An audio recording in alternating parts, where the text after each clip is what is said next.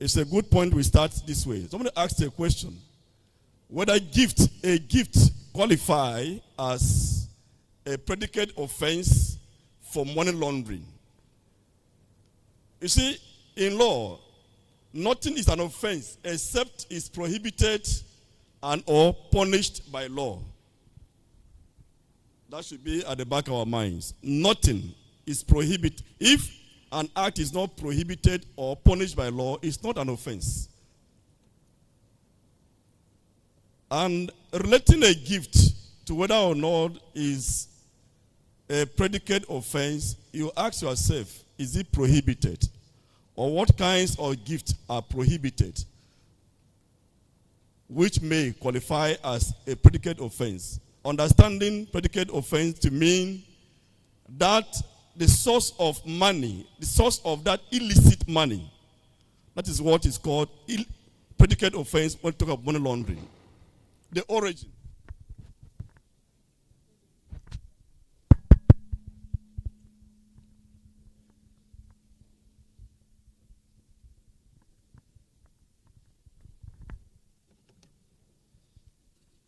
The control is here.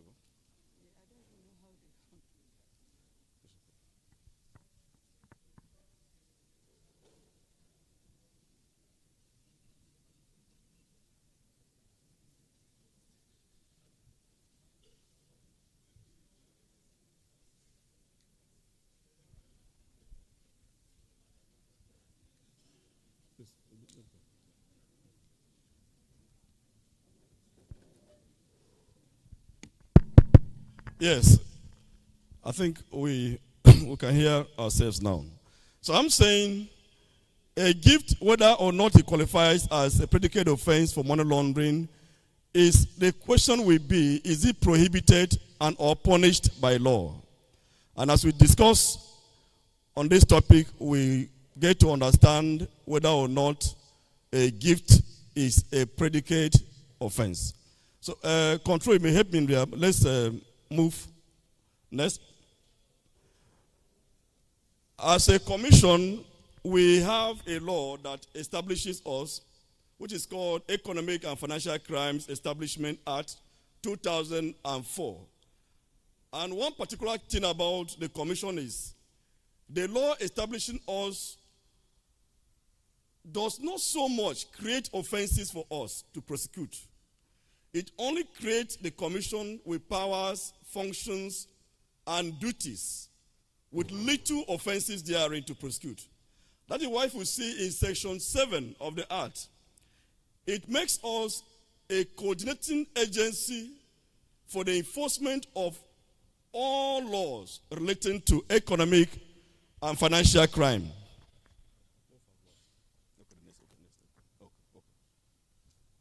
Yes.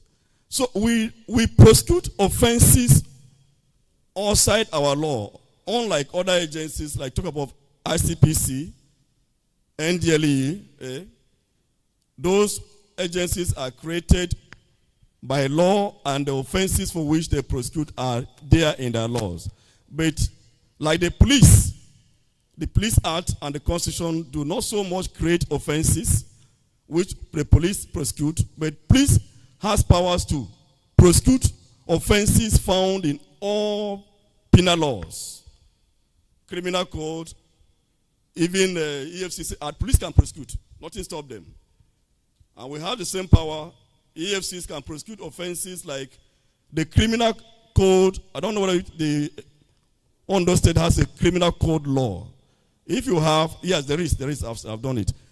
We prosecute offenses even in your law. Why? Because we have powers under section 7 to prosecute offenses created by any law in Nigeria when it relates to economic and financial crime. If you look at our section 46 of our establishment law, our act, it defines what economic and financial crime is as to the power we have to prosecute. So any law that creates economic and financial crime, we have powers to prosecute.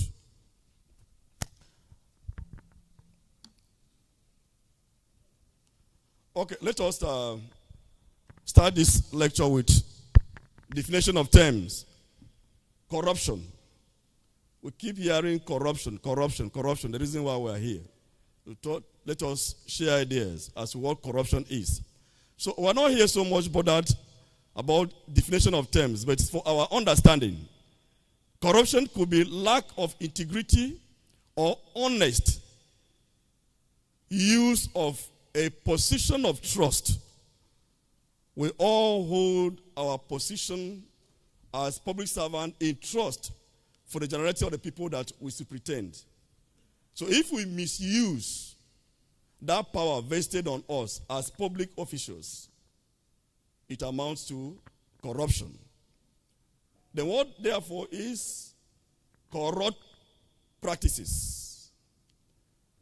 The definition of this, or what amounts to this, was enunciated in the case in Yusufu and others against Obasanjo, our former president. And the judge said, I believe that the term corrupt practices denote or can be said to connote and embrace certain pernicious and debauched activities which are really felonious in character, being redolent in their depravity and want of ethics. Corrupt practices, anything that deviates from values, social values, is a corrupt practice. Abuse of office. What does it mean to abuse one's office? This occurs when a public official uses his or her position to act in a way that is unlawful or contrary to his or her official duties, often for personal gain or to harm others. This can involve various actions including corruption, bribery, and use of public resources for personal benefits. Then, we'll be considering provisions of, because we all agree that we are all gathered here, public officials in executive or legislative capacity. And just like the Bible is a guide to a Christian, I challenge all of us and I encourage us to be familiar with the provisions of ICPC Act. Because one of us, giving lecture here, told us a lot of convictions which we have recorded in the course of our job, charging people to court who have abused their offices in line or contrary to the provisions of the ICPC Act. So I will do so much about it because we prosecute a lot and we have convicted a lot already who have gone foul of the provisions of the ICPC Act. Yes. The section 10, sub 1, sub A, I, 1 and 2 of the Independent Corrupt Practices Act talks or provides this way. Any person who asks for, receives, or obtains property or benefits of any kind for himself or other persons, or agrees or attempts to receive or obtain any property or benefit of any kind for himself or any other person on account of anything already done or omitted to be done, or any favor or disfavor already shown to any person by a public officer in discharge of his official duties or in relation to any matter connected with the functions, affairs, or business of a government department, public body, or other organizations or institution in which the public officer is serving as such, or anything to be afterwards done or omitted, or any favor or disfavor to be afterwards shown to any person. These are the provisions. If you look at this provision, there are a lot of activities that are prohibited and punished. A typical example, as a local government chairman, if there is a tender, you call for a tender, there are biddings, and a particular contractor won that bidding, and if there is a reason to find out what transpired before that bidding, and it is found that that vehicle you are driving was bought by that particular contractor that you have now approved or awarded a contract, that fact will be against you. It will be taken that you have obtained that property, that car, as an inducement for your action of approving that contract.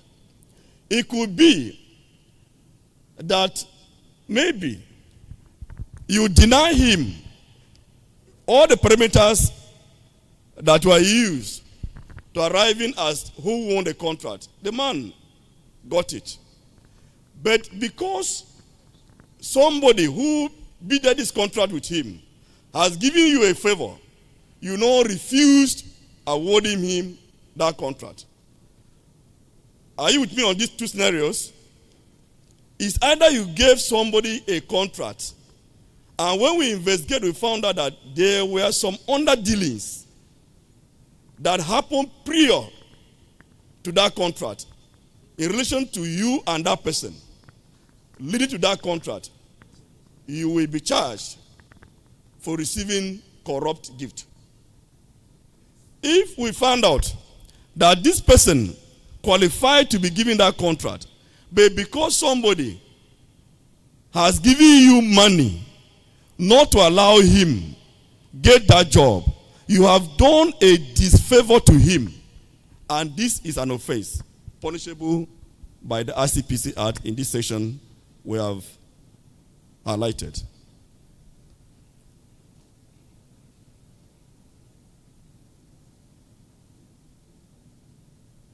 Next.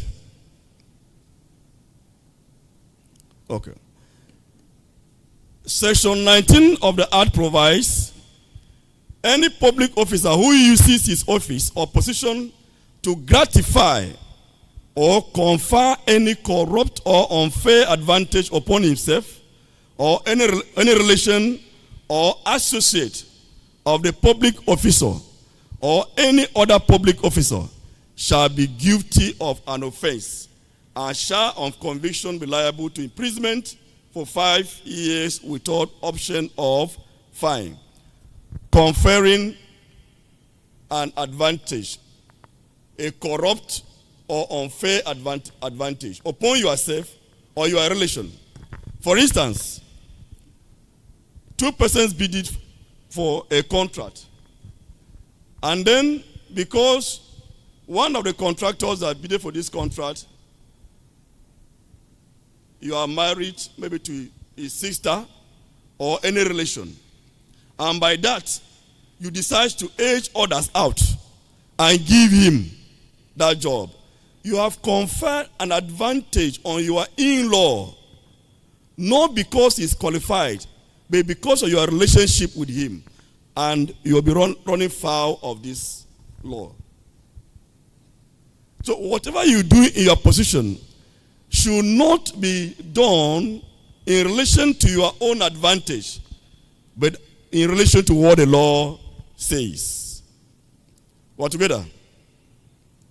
Are we together?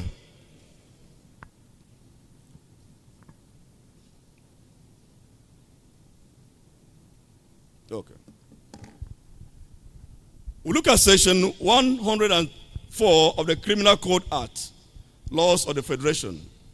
It defines, it says, any person who, being employed in the public service, does or directs to be done in abuse of the authority of his office, An arbitrary act prejudicial to the rights of another is guilty of a misdemeanor. Just what I've said before. For you, because you are married to the in-law of a particular contractor, you chose to give him a contract to service that relationship. You have used your office arbitrarily. Ordinarily, if you look at the books, if you check the licenses, the approvals, the registration of this company is not so much qualified. But because you have an affinity relationship with a person, you give that person contract, you will be guilty of this section, this provision. Next. Okay. Duty on public officials to report offer of gratification or bribe. The law imposes on you to report any person who attempts, who offers bribe. That word, forget that gratification, is bribe. The law says you should report whoever attempts to bribe you in your capacity as a public official. What does it say?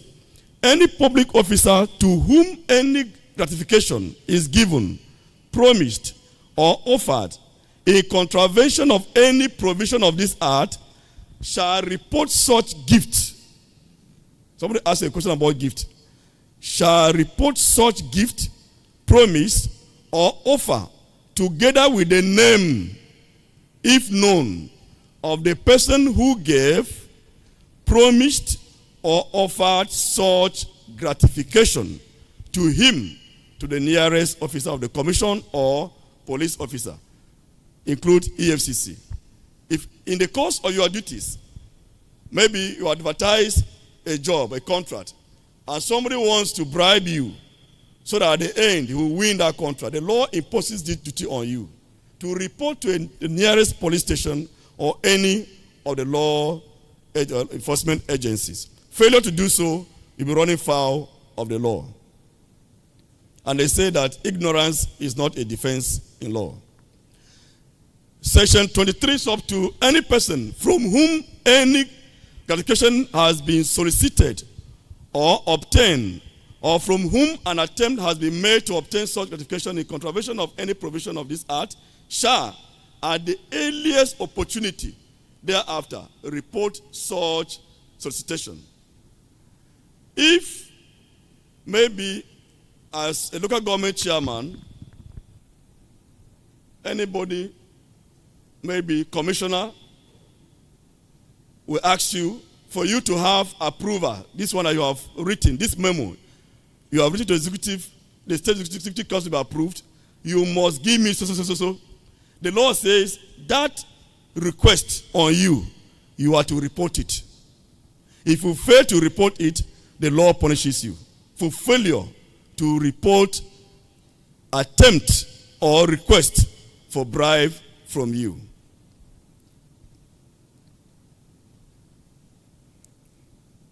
Next.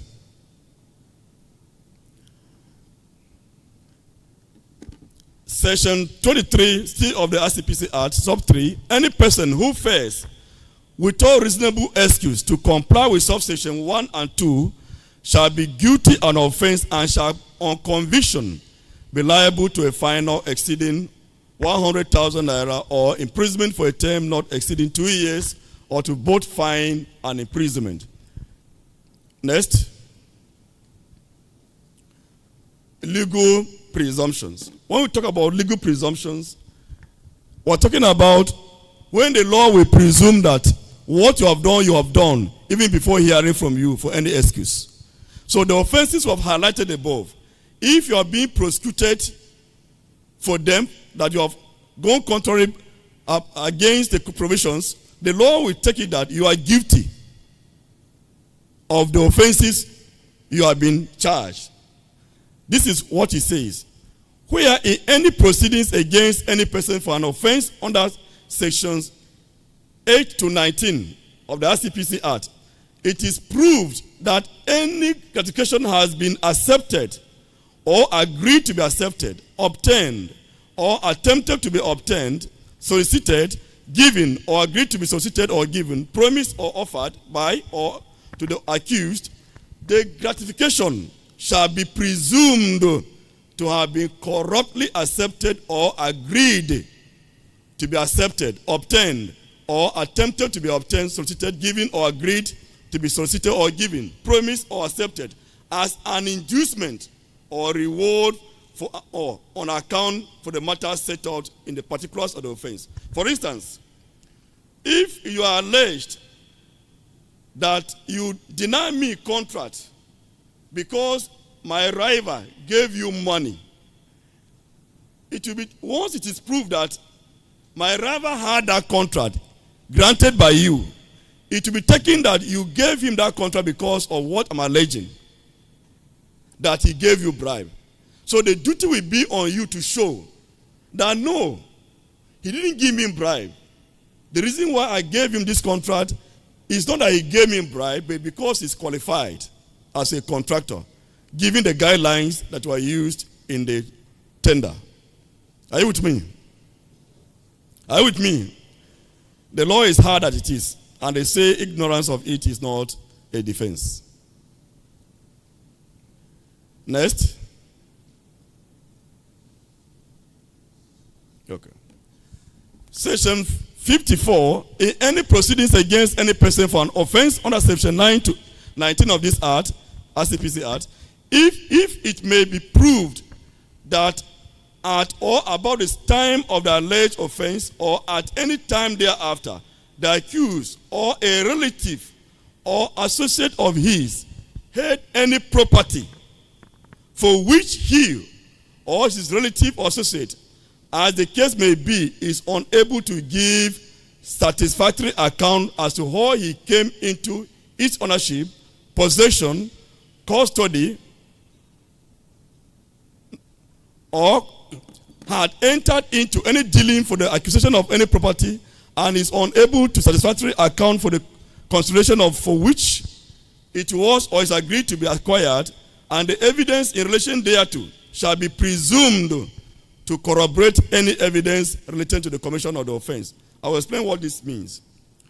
If it is alleged that the reason why you awarded this contract to Mr. A and not to B is that you were bribed, and it is found that your wife, who is not working, is building a 5-star hotel somewhere, it will be presumed that that building your wife is building is with the money that you are given as a bribe in that contract you are awarded. Or that you are driving maybe Lexus 300. All of a sudden you are driving Lexus 350. Taking into consideration all your emolument for about 5 years previously that you have held office, your money cannot afford that 350. It will be presumed that that 350 Lexus is bought with a bribe money. Because you awarded a contract of recent and issues arose that there was a bribe given to you. That's the reason why you gave that person bribe. And suddenly you are driving a higher vehicle. So the burden will be on you. The law will presume that you are driving that 350 now because you received bribe. That's the reason why you awarded that contract. So the duty will be on you to show that you are really worth Lexus 350. Or that your wife has the financial muscles to build 5-star hotel. That is the law for you. Are we together?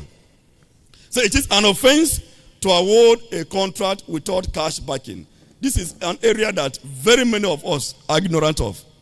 And I convicted about 3 local government chairmen in Taraba State when I was in Abuja on this. I don't know what the law chose to hide it. Even the ICPC officials, very many of them do not know that this law exists in their books. Because it's hidden in the books. Very many of us in the executive offices run foul of this provision because the way it is drafted. Next. And it's important we highlight it here. Next. Okay. It is found in section 22 sub 4 of the ICPC Act. This is how it is provides. It says any public officer who, in the discharge of his official duties, awards or signs any contract without budget provisions, approvals, and cash backing shall be guilty of an offense under this act. If you announce, as is commonly done, on the first day of assumption of duty as a local government chairman, you don't go and say, I'm building a flyover here. You don't say you are inaugurating building a flyover.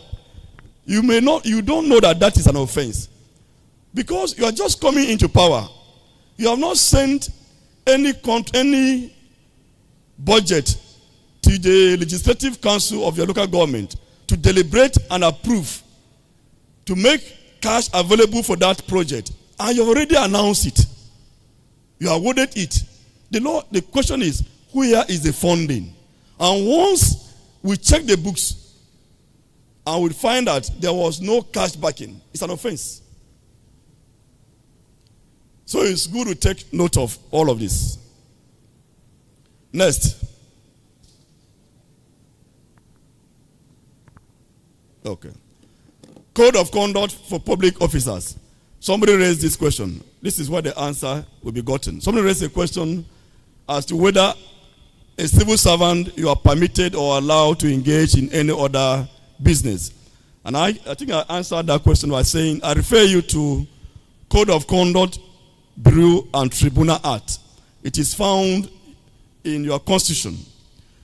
On this, section 5 of the Act provides, a public officer shall not put himself in a position where his personal interest conflicts with his duties and responsibilities. Section 6 thereof, without prejudice to the generality of section 5 of this act, a public officer shall not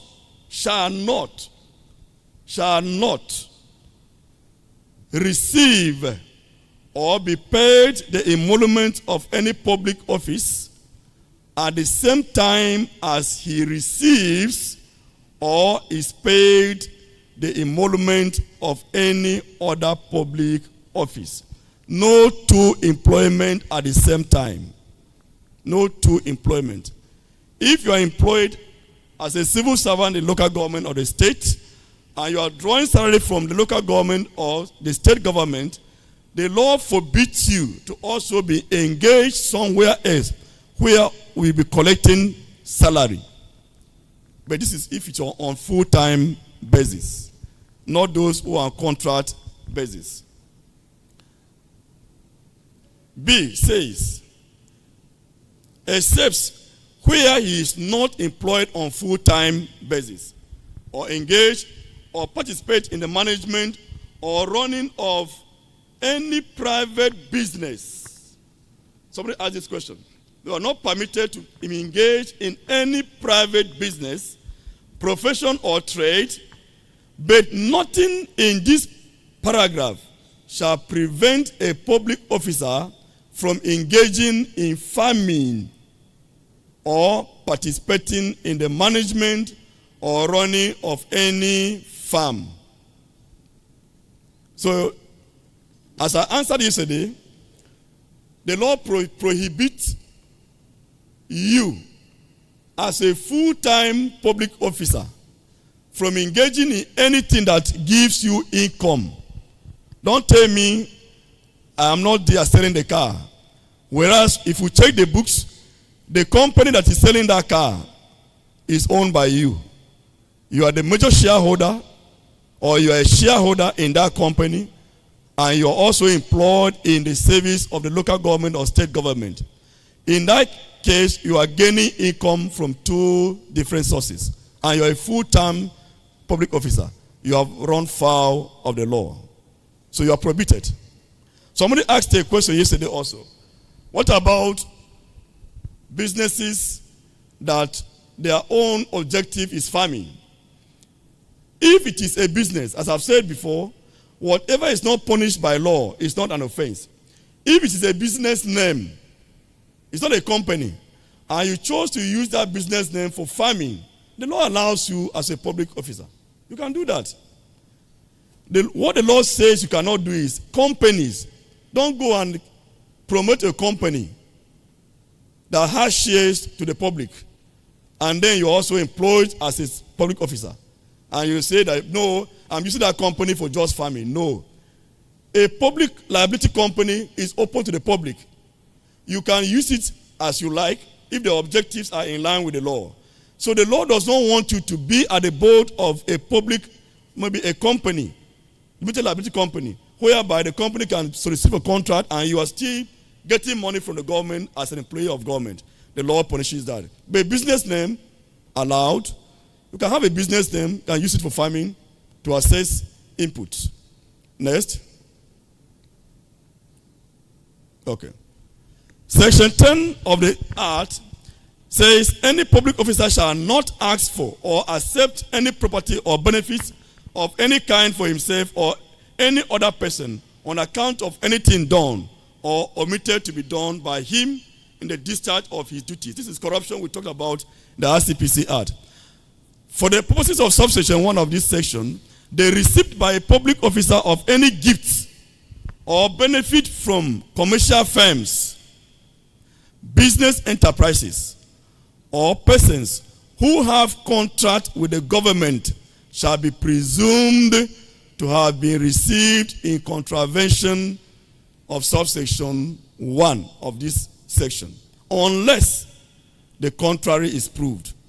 What this means is, if in your local government there is a contractor, a registered contractor with your local government, and is giving you gifts, transferring money to you in bank account, bought you a car, the law says don't accept. Ordinarily, don't accept. Because it will be taken that you are accepting this gift from this contractor because at the end you will give him contract, or that you have given him contract, and is giving you that as a gratification. So the law frowns at that. Next. Okay. Prohibition of foreign account. This is another area that very many of us are not so aware of, and is prohibited by Code of Conduct, Bureau, and Tribunal Act. Prohibition of operating foreign account by public officers, as they are named therein. If you are a public officer in the executive position that you are, as chairman of local government, the law says at the time you are holding this office, do not keep a foreign account. It's an offense. Now the reason is not far-fetched. We don't want to remove our money, go and hide it there for the time being in force. As you are serving in the public office, please don't maintain a public or a foreign account. If it is discovered that you have a foreign account, it's an offense under the Code of Conduct Tribunal, Code of Conduct Bureau, and Tribunal Act. We've been reading the papers, we've been charging people about this. Next. Yes. And that ends my discussion or interaction with you this morning. Thank you for listening.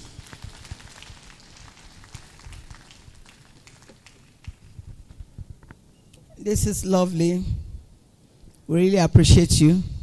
He has spoken for less than 40 minutes. I was just writing a paper, 10 more minutes, and it was already rounding up. Please, a round of applause for him again. We appreciate you. As the program was going on, the chairman, Local Government Service Commission, came in. Honorable Chief Femi Idris, you are recognized and welcome. We also have the PS Local Government Service Commission, Dr. Bayo Ilawole. You are welcome and recognized. I think we can do better. That's your permanent secretary. Thank you very much. I want to hand you over to the chairman of the segment. You have maximum of 15 minutes, sir, to do the wrap-up and the questions and answer segment. Thank you. I want to welcome each and every one of us once again. I think our resources person has already done justice to this. I want to appreciate your presentation, that the presentation is awesome. I'm not speaking as a lawyer, but I'm speaking as one of the participants. I think it did with the topic. Please, I want us to jam our hand once again to appreciate. You know, he talks about law in all aspects of the presentation. Of course, he defined what corruption is all about. Our resources person told us corruption and abuse of office by public official and prevention and control. I think that is the topic. In noting, he first of all took us to what happened yesterday, talking about taking gratification, what have you. He made us to understand that you cannot be guilty of an offense that is not prohibited by law. It's a notorious fact that you cannot be guilty of an offense which is unknown to the law. He has made us to understand that. Then he also told us that the Economic Financial Crime Commission is established mainly to prosecute an economic financial crime. It does not relate to the establishment of the act alone. It's also talking about every law in 36 states of Nigeria, that is in the whole country, talking about the criminals code and the penal code as well. That once it's a financial crime, that EFCC can, have power to dwell on that. It went further to define what corruption is all about as it relates to public official. It said that corruption is just a way of when lack of integrity or abuse of your office. That is, when you take an advantage of your office to enrich yourself in one way or the other. So that is what it defines corruption to us. So it's an act of dishonest or misuse of power. That is. It went further also. Abuse of office. It defines what abuse of office is all about. Our resources persons told us that when you use your office as an official or a public office holder to enrich yourself or to have a gain which you're supposed not.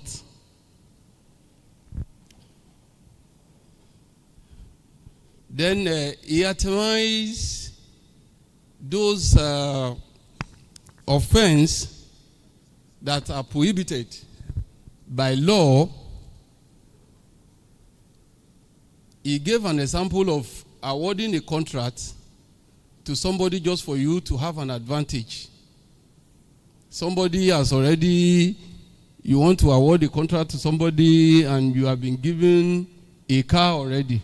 Definitely, the contract sum is going to be overquoted.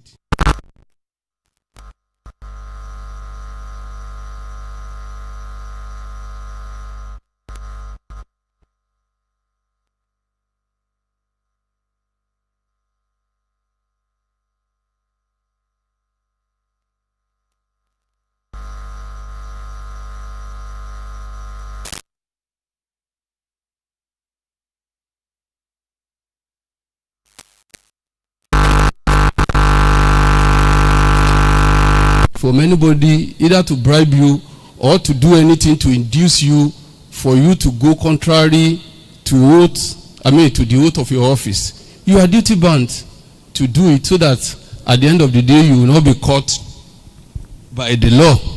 He also let us to know that ignorance of the law is not an excuse. Once an offense has been committed, you are bound to face the full wrath of the law, unless it being proved otherwise. If you are able to defend yourself and there's no enough evidence to get you convicted. He also told us that once there is an abuse of office in anywhere, that there is presumption that you are guilty until it being proved otherwise. Our resources person also went further to let us know that as a chairman of a local government or as head of every parasister, it is important that whatever we are doing, it is being done within the confines of the law. If you are to sign a contract, if you are to do anything once you assume an office, it behoves on you to understand that whether there is a provision or there is an allocation, cash allocation or provision for all this, so that you won't just sign yourself and you find yourself in a soup. Then he talked about code of conduct, and he also mentioned that as a public official, you are duty bound to restrict yourself within the limit of your appointment. You are not to take two positions at the same time, except farming, and that is the position of the law. You cannot be a director in a company. And I remember vividly when we were in EFCC in Benin, we were told that if you are a director in most of those companies, that we need to resign so that we don't just get ourselves into trouble. So our resources person made us to understand that you cannot, once you are a public official, you cannot be a director in a company. That what you can only engage is farming. Yeah. Finally, he talk about receiving a gift. A gift. If a gift is being given to you, why at the point of awarding a contract or do something, then it presumes that it's being given to you to induce you to award such a contract. I want to sincerely thank you. So, I think we have the norms, question and answer this time around. I think yesterday, I think it's about 4. We take 2 from here, 2 from here.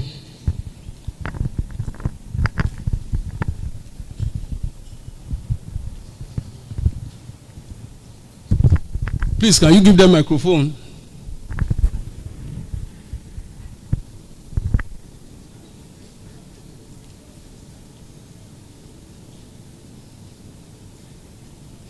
Yes, sir.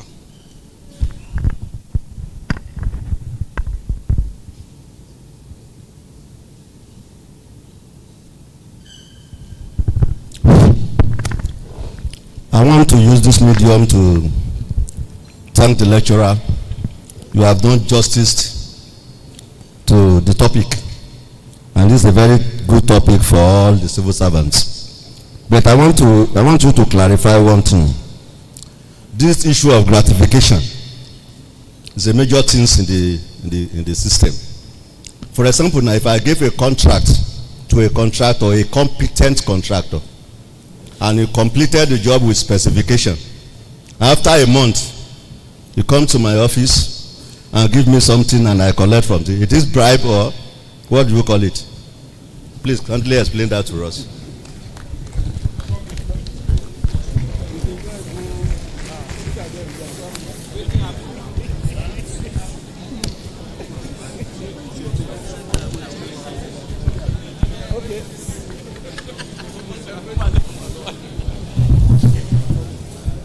Thank you, the resource person, for this session. My name is Engineer Ololaye Olubusuyi Babatunde. I really followed the presentation, but I have some areas I want you to clarify. My understanding of what you have presented to us today and my practice in the local government so far, I want to say that the local government is a peculiar situation. We are talking of a very close set of people. For example, I come from a local government that almost everybody in that local government is related to me. Those of the people from my local government here can bear witness. We can operate within the federation or within the state where a contractor coming is not related to you. But in a local government setting, almost everybody is either a brother, a sister, a cousin, an in-law, or a friend. And I start to say that it is very difficult to establish nepotism in the context of a local government. Be that as it may, it follows that whoever you deal with in the local government, another person that felt unfavored, you always have a ground to hold against you. Okay, having said that, it becomes implied that the only way to become innocent, as far as all of our numerous laws are concerned, is to be inactive.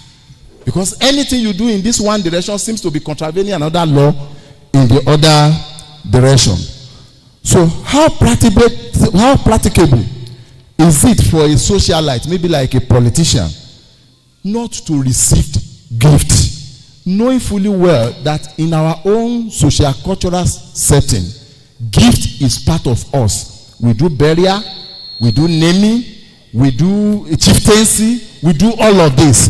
In fact, some of the times you receive gift from anonymous persons. Some of the times you are in an event, people just dropped gift to you without knowing where they came from, what is their connection. How do you exonerate yourself after receiving a gift from an event or a ceremony, and 2 months later somebody is telling you that somebody that won a contract sometimes ago is one of those that dropped gift at your event? How can we maintain being an African and being, innocent of all of these laws? Thank you. I am Amushiton Folorunso, DFS, Ilaje Local Government. As much as I'm taking the resource person, I will want to pose these 2 questions. And they border on the issue of receiving income outside your salary or your official income. In a situation where your parents do collect royalties from either oil companies or like the Okitipa oil palm, for instance, and your father now dies, and this right is transferred to you to be collected. If you collect it, is this amounting to collecting gratification contrary to the law? That is number 1. Number 2, if my father has an estate before he died, and the collection of of the rent of this estate is being shifted to me, am I to refuse collecting it or what? Please, I want clarifications.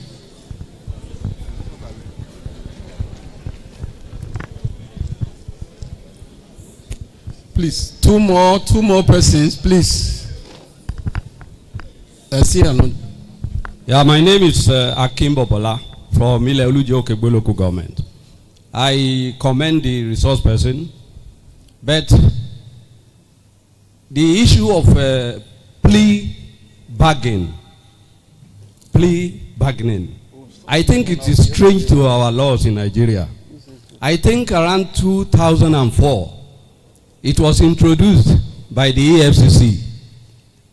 Traditionally, I think it does not conform with our system, because it will be very difficult to catch a thief, for example, in the village, a thief who has stolen 10 bags of cocoa beans, and eventually you ask the thief to leave only 1 bag, that is, return 1 bag to the owner, and go away with the 9 bags. I think this is not possible. But what the EFCC has done in the past is allowing some of the looters to return about 10% of their loot and go away with 90%. The British that colonize us, I have done research. They do not have such a law in their legal system. Therefore, I do not know how the EFCC managed to smuggle it into our legal system in Nigeria. Is this not encouraging and endorsing corruption in the country? Thank you.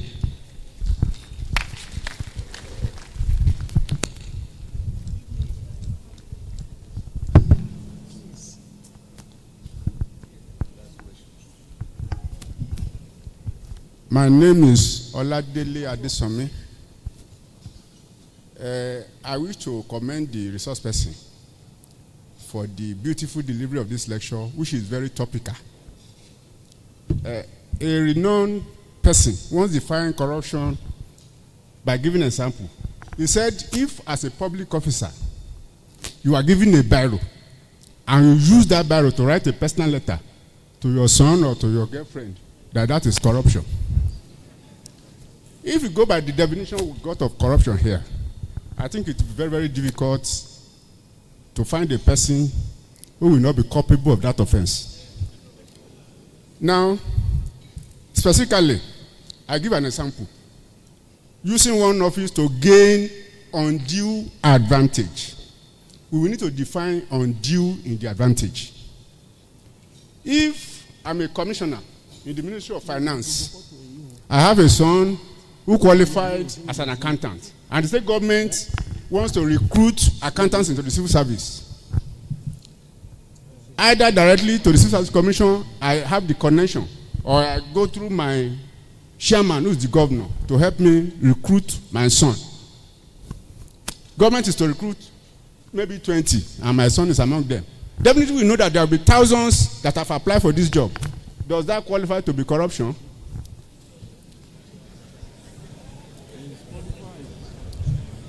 Secondly,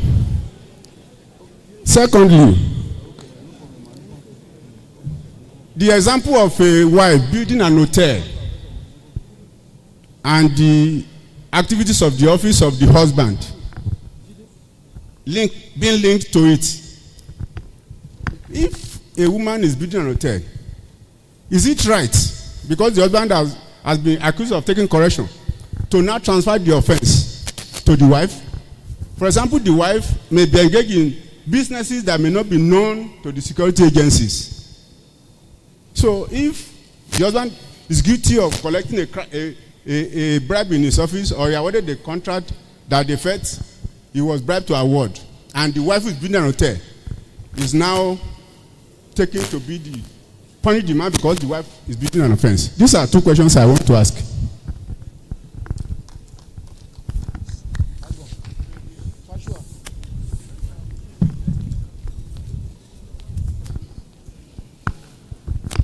Thank you, sir. My name is Fashua. The question I have here, I think in a different manner it had been asked, but I'll say this.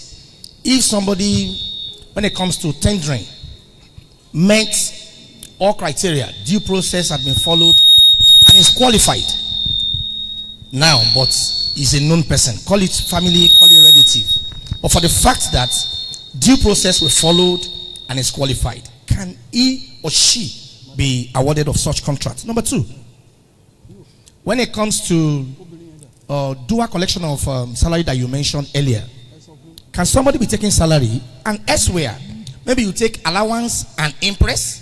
Those are my questions.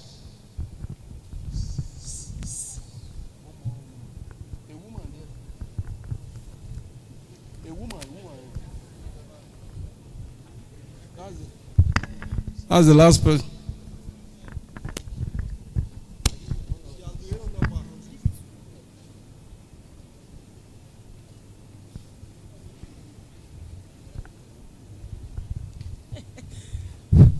Good afternoon, the resources man and the chairman of today's occasion. Please, my question is not so hard. In Nigeria, I've been talking about corruption. Corruption has taken away Nigerians. Nigeria has been taken away by corruption. We'll be counting people who corrupted. Yesterday, they showed so many people, like former governors, former that, former this. I would like to know what is the main cause or the causes of this corruption we are talking about. I need enlightenment and lectures on it. Thank you. I raise my cause. Thank you. Thank you. No more question, please. Let the resources person. All right. Thank you. Please, before the resource person responds, there's a question I had thought people should ask the political office holders. They said the political office holder is not supposed to have a foreign account. For instance, if he was living abroad and already had a foreign account, or had some businesses doing and already had a public foreign account before taking on the office, it has been disclosed. What happens? That one has been disclosed already in our code of conduct. Okay. Yes, we've disclosed it. That's why I don't. Thank you, Mr. Chair, for the opportunity to respond to these questions. And thank you for all the questions you have posed here.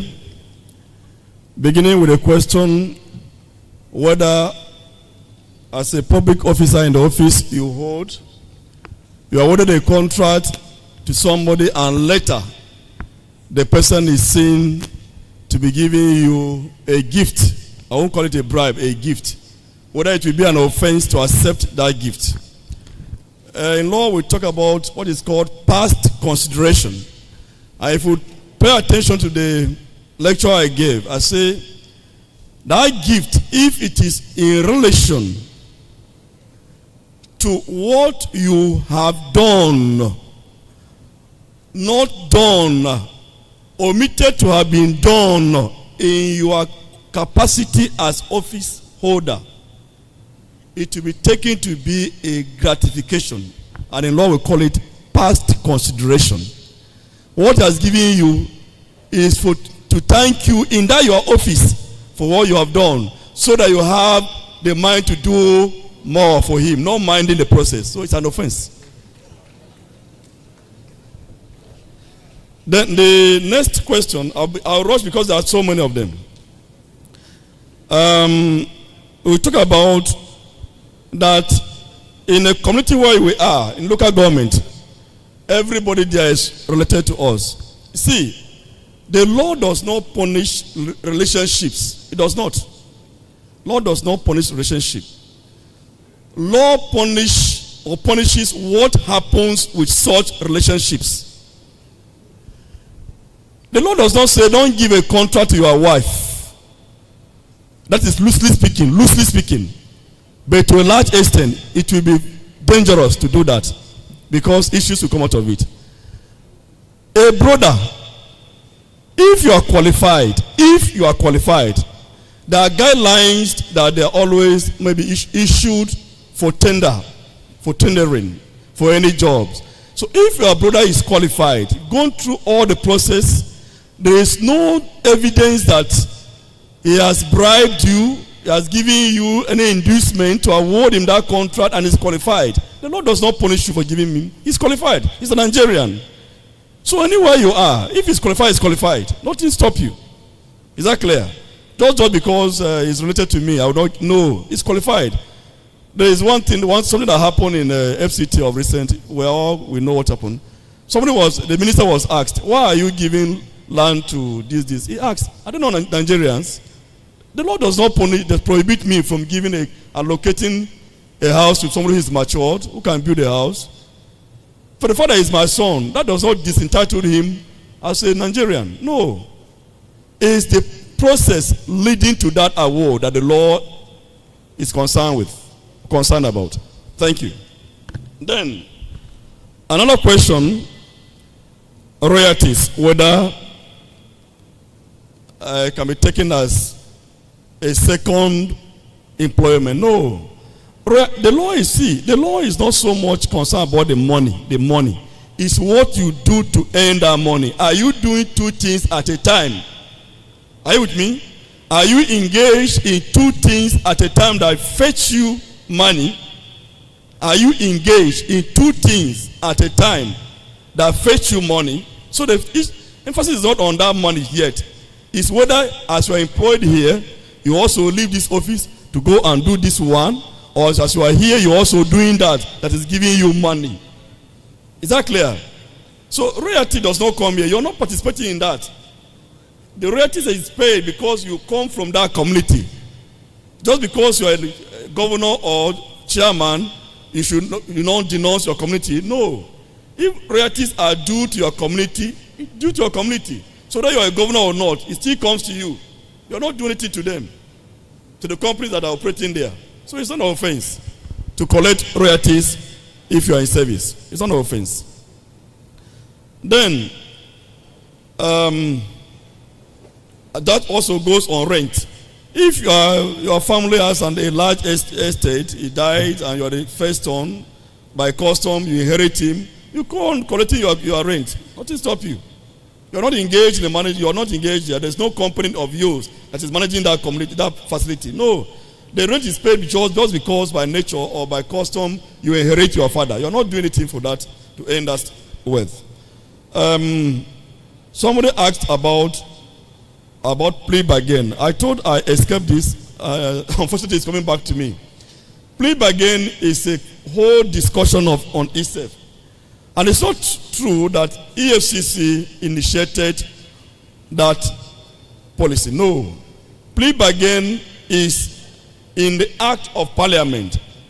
Administration of Criminal Justice Act is an act of Parliament. Plea bargain is not found in our law. No. It is found in a law made by the National Assembly. Just that because we prosecute offenses and that the law encourages us to use it, we are using it. We're only making use of it. We are not the creators. And we all know, when you hear that somebody stole billion, we know. See, if you have $1 million stuck somewhere, every day you go and take 1 naira, you go and buy cigar, take 2 naira, you go and buy this. By the time we discover, maybe 10 years to come, it will grow to billions, and you are stealing billions. But as of that time, even if you ask for 10 naira, you may not get it. Because this one naira you have been taking, you don't know that at the end it will accumulate as big. So at the time we arrest you, the money is not there. You only hear of humongous amount of money. It's not there for us to recover. So we cannot recover what you don't see. It's what we see that we recover. It's not so. He's taking small in that office. By the time we know he has taken so much, but he's not taking to hide somewhere. If he hides somewhere, we can get it. But he was taking and spending, It's not, you cannot find it anywhere. So it's what we can see that we take. Although over time, we have seen that he has taken so much. But can we get it from him? No. It's what we can get, we take. That is the aspect of plea bargain. So it is, you say it is not known to the British. It is from there we copied. From there we copied. It's there. In Britain or in the Western world, before a suspect comes to the interrogative agencies, so much has been gathered against you. All evidence. The hotels you've been, the purchases you have made, supermarket you have been to, they take everything about you. They come to the conclusion that the money you spend over a year is more than what you earn. They don't call you. Mr. Malcolm, you earn 100 naira. How come you are spending 200 naira in a month? If you say no, this day you bought something like this, this day you bought something like this, these are the evidence. So you have no option but to say, I am guilty, I am going for plea bargain. That is what happened there. And the National Assembly in their wisdom have now copied it and has made it a law. Even in the state, various state laws, they have it there. So we are only implementing what is in the books. Thank you. Then conferment of undue advantage by a spouse. And I tie it to where I was talking about a wife building 5-star hotel. A wife who is not working, he has no source of income. But just because the husband is the governor, she is not building 5-star hotel, and you think that is not an issue? This is not to say, and I think this point has to be made clear. Somebody raised an issue yesterday that how come somebody was building a vast land in Abuja that has 700 something numbers of units of duplex, and we claim not to know until recently. We shouldn't confuse ill-gotten wealth, which is called illicit wealth or unexplained wealth, with legitimate wealth. For the fact that I'm a governor does not mean I cannot have an estate. If before becoming a governor, I was in a business and I made a lot of money and I have investments left and right, it's not an issue that I have a private jet. I own that. I could get it. So you shouldn't make every public officer corrupt. No. It is when you now look at his emolument, which cannot agree with his own income, that it becomes an issue. If he can justify it, why not? He can do that. No law stopping. So we cannot be going to say that, who is building this thing? Who is? Let us find out.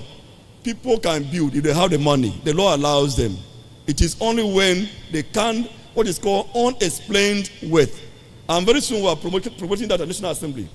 That the National Assembly should give us power to call people to come and explain their wealth. If you find out that what is called you are living above your means, we should call you, hey, come. We never knew you to have this land, to have this building before you became this. How come you are having this? Explain to us. So if it's explained, he goes free. So not everybody is a criminal or corrupt. Please. Then, question was asked about income and impress as an impress while in public office. We have to understand what impress is. Impress is that money that is given to you to maintain an office. Outside your salary. If you have impress, question is, which other office are you occupying as a local government chairman that you are gaining impress? Are you not working in two places? The answer is yes. Impress is money given to you to maintain an office, and you are already a civil servant. How come you are giving impress? So if you look at your account statement and is reading impress while you are still as local government chairman, you explain to us, this impress is from where? Because you are chairman of local government, you are earning salary, so who is giving you this impress? It means you are running an office somewhere. So it will be illegal for you to be a public servant and also to be any impress. One of us asked causes of corruption. At my own level, I will say what gives rise to corruption is probably greed, and the loss of value. At my own level. But if we still want to discuss about causes of corruption, we cannot live here. So many things lead to corruption. Pressure from even our family members can push us to corruption as public officers. So many things give rise to corruption. Thank you.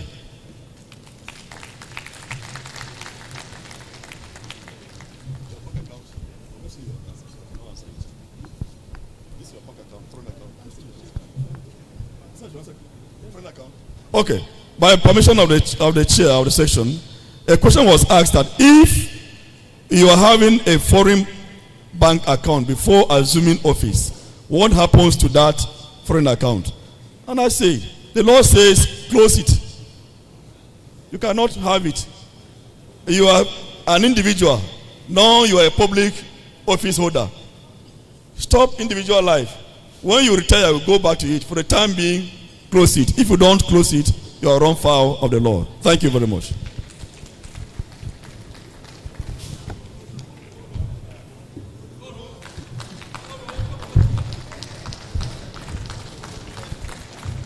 I think we can do better, and that is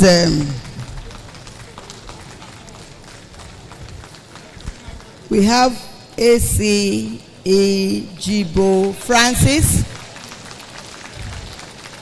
And the chairman of our local government. I like the chairman. You see the way they are hailing and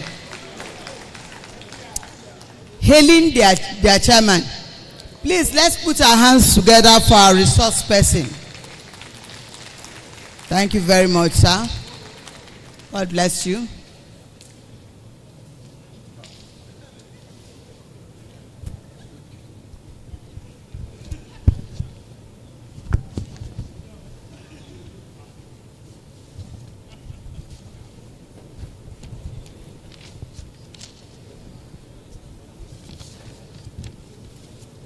The second session is to be chaired by Honorable Elder Tokpe Omolayo, the chairman of our local government.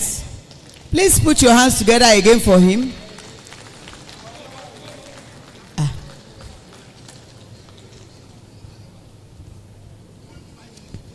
Thank you very much. Please keep clapping until he gets here. He's not here yet. Thank you very much. And the topic is issues of procurement fraud. Issues of procurement fraud. Please, we're inviting the resource person to take the topic to please take over the mic. Thank you very much. Issues of procurement fraud.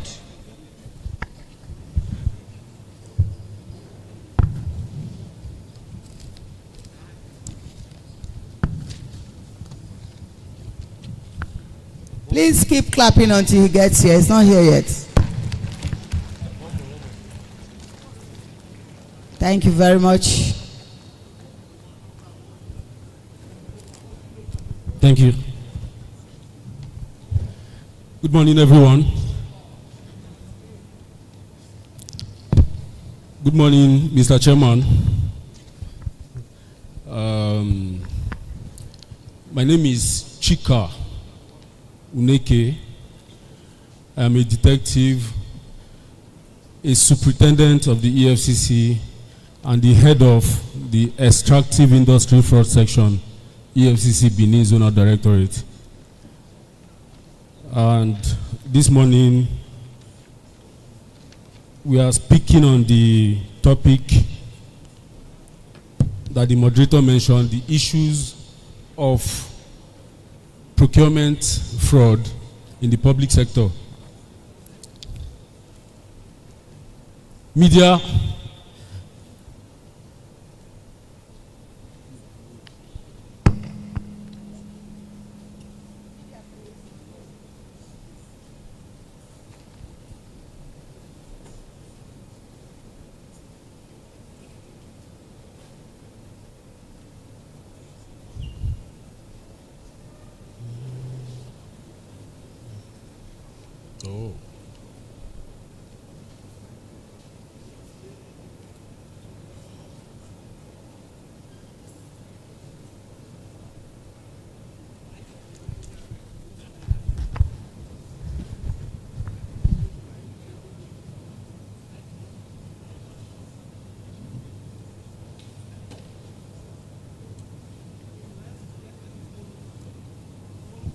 Okay.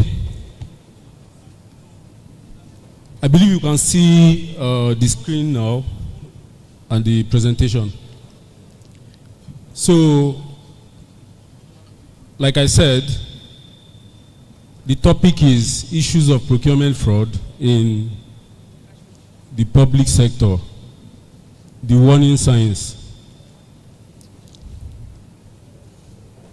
Now, the objectives of this presentation is, first of all, to define and explore the impact of project procurement fraud on public and private organizations, to identify the main procurement fraud typologies and other auxiliary schemes, and then to identify the red flags, warning signs of project procurement fraud, and adopt controls to minimize this fraud risk.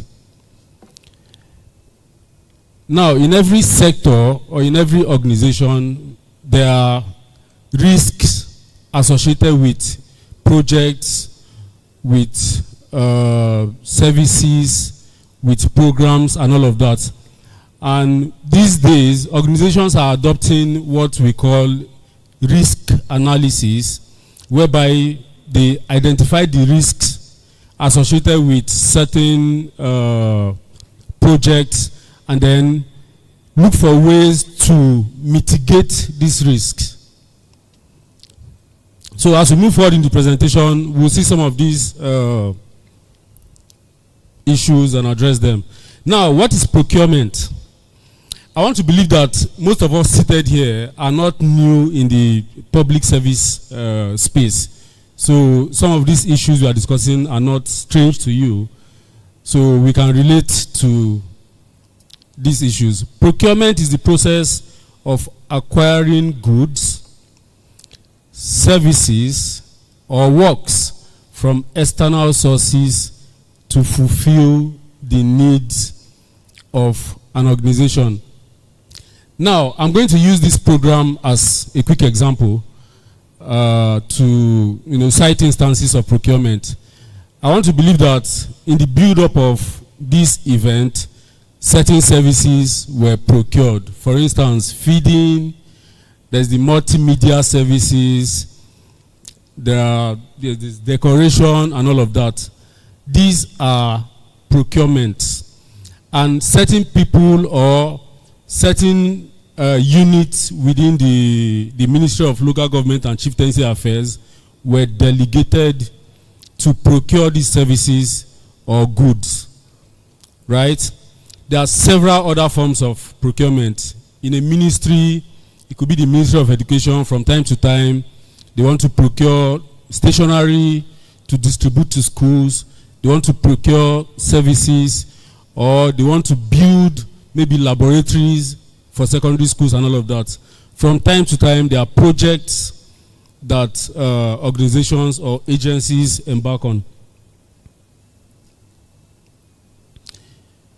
Now, there are stages in the procurement process, and these stages, each stage highlights the activities that go on in that stage. We have the pre-solicitation stage.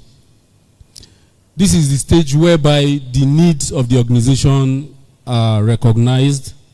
First of all, before you embark on procurement, there has to be a need. So the need has to be recognized, first of all.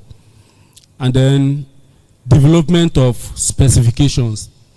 Now, each project has required specifications that the client or the agency or ministry that is seeking for that product or service require. So at this stage, those specifications are clearly outlined and then communicated to the appropriate quarters for documentation. Determination of the procurement method. Now, there are several methods of procurement. Depending on the needs of the organization and the scope of that project or the services they want to procure, they carefully, decide on the procurement process to use. Some people will do open bidding, whereby the contract is advertised to the public for qualified vendors or contractors to apply. Some people do what we call closed bidding, whereby maybe in the agency or in the organization, you already have registered vendors or contractors, and they just pick among those registered people based on the scope of the project and what they require. There are several other procurement methods. So at this stage, that's where the stakeholders would sit down and decide on the method they want to use. And then you have the award criteria. Of course, before contracts are awarded, there are criteria that vendors are supposed to meet. So the stakeholders, again, would deliberate on that and then make a decision. Now, in different organizations, be it in the public or the private sector, there's always a department or a unit that is saddled with the responsibility of procurement for the organization. It could be the facility unit or the works department or a special unit based on the structure of the organization. So these are where you have the stakeholders who sit down and see through the procurement process.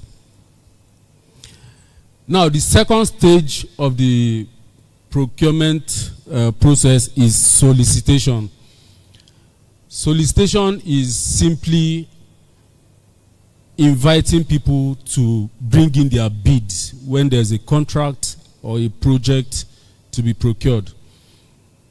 Now, in this stage, you have bid solicitation. This is where, like I said, the organization reaches out to vendors or contractors to let them know that, okay, you can bring in your bids for this particular project. And then you have bid preparation. This is where, of course, the bids or the proposals or whatever are evaluated, and then you have the submission where bids are submitted. The next stage is the bid evaluation and award. Now, in this stage, proposals or bids are evaluated, and then depending on the scope of the project and the budget and other factors, there could be negotiations with the vendors based on costs and all of that. Then you have revision of proposals, where proposals are revised to know if the proposals or the companies bidding for this project meet the criteria, or if the scope of the project is to be adjusted and all of that. And then you have vendor selection. Of course, when all the reviews are done and all of that, vendors are selected for projects based on the scope of the project and the requirements of the organization. Now, we have post-award delivery. Now, these are the activities that have to do with, after the contracts have been awarded to the contractors or the vendors. There are certain activities that go on there. Media, please help us. Okay, now in that stage, you have the contract review. This is where, contract has been awarded to a vendor or a contractor.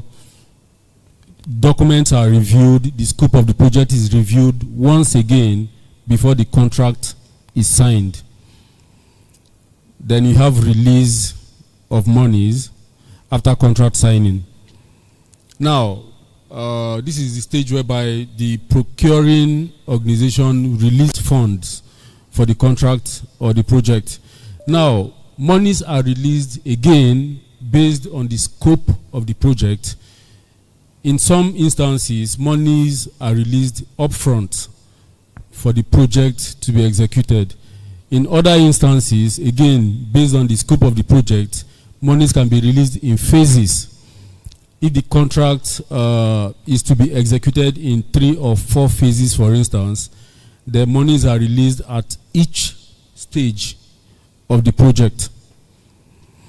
And then we have assessment of deliverables. This is where the client or the procuring organization or agency or ministry, they review the materials, the items or the components that the contractor is bringing in to make use of in the execution of the contract. Now, what is procurement fraud? In simple terms, this is the type of fraud that occurs when individuals within an organization influence project initiation. Keywords, please, let's take note of the keywords. Project initiation, manipulate the bidding process, misrepresent project costs, and that's covering me.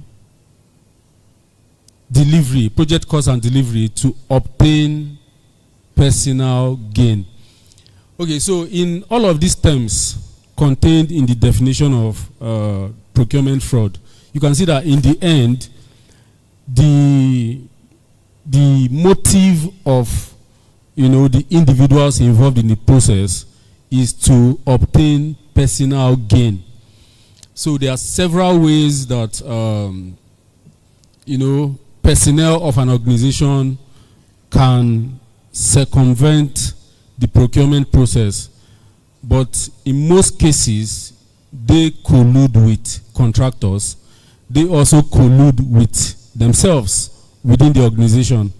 Like I said, there's always a department or a unit delegated to carry out the task of procurement. So the individual personnel within that unit or department can collude with each other to circumvent the process. They can also collude with contractors or vendors to circumvent the process. Media, please.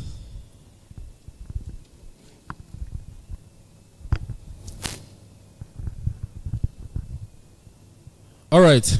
What are the effects of project procurement fraud? Now, there are several effects of project procurement fraud or procurement fraud in general, but just to mention a few, we have financial loss. Yes, of course, when there's fraud within the public procurement process, it leads to financial loss to the organization. When contracts are awarded and substandard materials are used instead of materials specified in the scope of the project. After the project, you might start having issues that will lead to, financial loss because of the quality of the materials used. The second one there is legal liability. Yes, of course.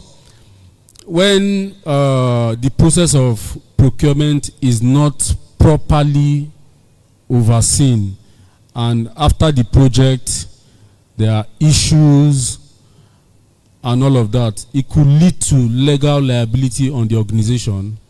You can have okay, let me give you a quick instance. Let's say the state government through the Ministry of Education decides to build labs, like laboratories in secondary schools, and then the contract is given out after the whole process and all of that. But the contractor now, instead of using quality equipment or materials, decides to use substandard materials, and after this project, students are carrying out practicals, scientific practicals, and something goes wrong and somebody has an accident, a student has an accident, maybe an unusual chemical reaction or something. The parents or the guardians of that student can sue the school. They can sue the ministry, for setting up a substandard facility.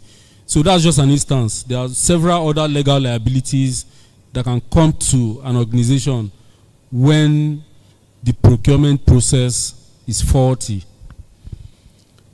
Media. Okay, the last one there, reputational damage. Of course, when there's a faulty procurement process, it could lead to reputational damage. The reputation of the procuring agency is at stake when there are issues with the process.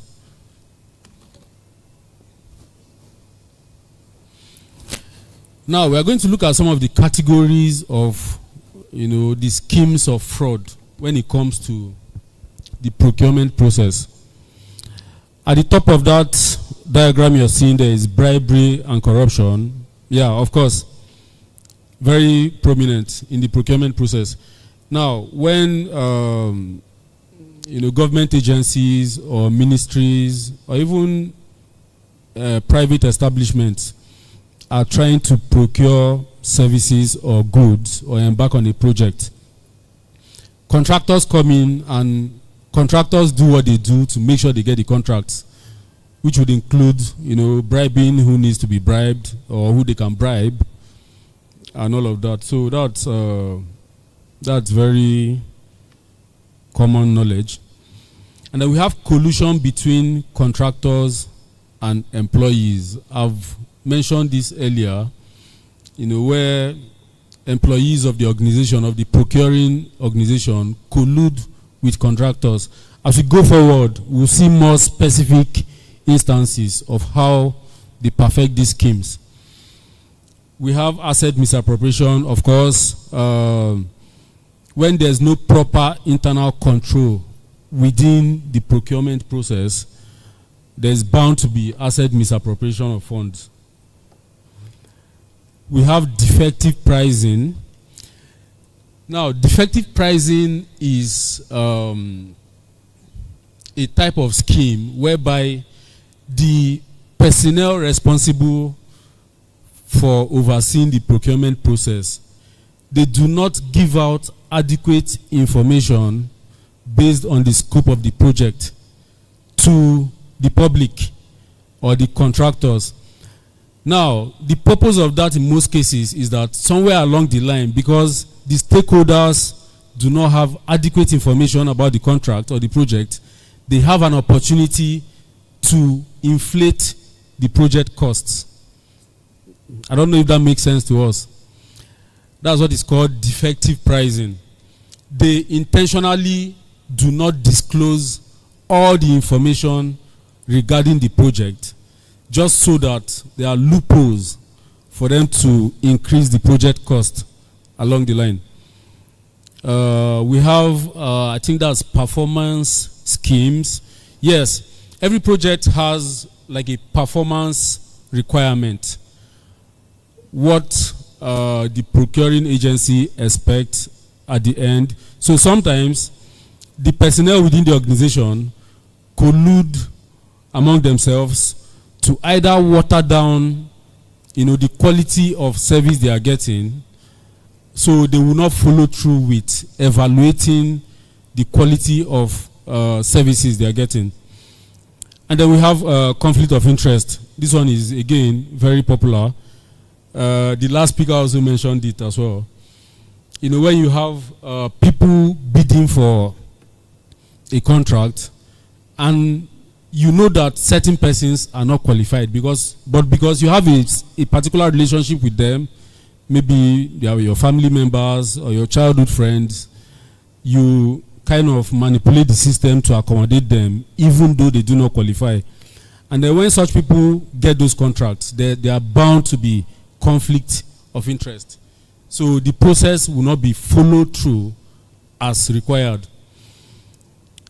And then we have schemes involving collusion among contractors. Yes, contractors can also collude among themselves to circumvent the procurement process. Now, as we move forward, again, we'll see specific instances of how that is done. Vendors collusion. All right. I don't know if you can see the diagram very clearly, but this is an illustration of how contractors can collude among themselves, for personal gain. Now, the first one there is bid rotation. In bid rotation, two or more contractors conspire to alternate the business among themselves on a rotation basis or on a rotating basis. Now, what that means is if a particular agency of government or ministry or an organization is used to procuring certain services within a year, and they have contractors that work for them, and these contractors already know that in this year, office or this organization is going to need 7 projects or 10 projects. Now, contractors can collude among themselves to say, oh yeah, we will do it in a way that this particular contract, you get it. The next one, I will get it. The next one, this other man gets it. And they have ways that they perfect this. So that is bid rotation. And then we have bid suppression. In bid suppression, 2 or more contractors enter into an illegal agreement whereby at least one of the contractors refrain from bidding or withdraws from a previously submitted bid to ensure that a particular competitor's bid is accepted. I think that's pretty much self-explanatory, but let me just throw more light on that.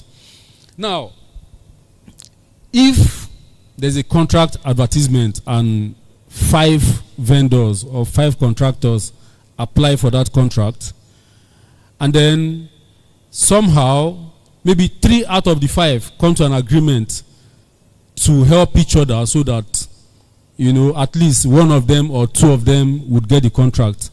There are several ways that they do that, and one of the ways is bid suppression. So 3 of them can say, okay, you withdraw your bid, so that will increase the chances of either him or me getting the contract. That is bid suppression. And then we have market division. Competitors agree to divide and allocate markets and to refrain from competing. So if there's a contract award going on and several contractors apply or put in their bids, there's a way they can come together and say, okay, you, since you're a specialist in this, why not handle this aspect while I handle this aspect? There are several ways that they do that. Media, please, we don't have time. And then the last one there is complementary bidding. Token bids give the appearance of genuine bidding. I'm not seeing that clearly. By submitting token bids, the contractors or conspirators can influence the contract price and who is awarded the contract. Now, token bids are like vague bids. After the actual bidding process is done, there are ways that contractors can, you know, smuggle in other components to increase prices and all of that. I've just been informed that my time is limited, so we'll run faster. Vendors and employees collusion. Now, this is very important. Now, these are several schemes that employees of an organization can, you know, use in collusion with contractors to narrow contracts to their desired contractors. The first one there is narrow specifications. Now, when there's a contract to be procured by an organization, this personnel within the organization can narrow the specification in a way that a particular contractor or a few targeted contractors can get the contracts. Now, the second one there is broad specification. This one is like the reverse of the first one. Now, when there's a contract and then personnel within the organization have interest, like contractors they want to bring in, and they know that these contractors are not qualified, what they do is they kind of broaden the requirements or the scope of that project to accommodate even contractors that are not ordinarily qualified. And then we have drafting vague specifications. Yes, the personnel in the procurement process sometimes can make the specifications of a particular project very vague in a way that they can justify the people they are bringing in to participate in that bidding. Now we have bid manipulation. A procuring employee manipulates the bidding process to benefit a favored contractor or supplier. Some common ways of these schemes are Now, looking at that diagram, you can see that there are several ways that these stakeholders in the procurement process can manipulate bids. The first one there is using obscure publication or holidays. Now, one of the requirements of the public procurement regulations is that before a contract is awarded, there should be an advertisement or a publication for vendors or contractors to come in and apply. Now, these people within the organization, they have their ways of, making these publications so that a lot of people will not see it. Only their own people. And then, in addition to that, they would also personally inform their people. Go and check social platforms. You see the advertisement for these projects. Now, that's one of the tactics that they use. The second one there, oh God, I love my glasses. Discarding or losing a bid or a proposal. Yes, sometimes contractors can submit bids, and then because these personnel within the organization have an interest already, they can discard the bid of the people they don't want.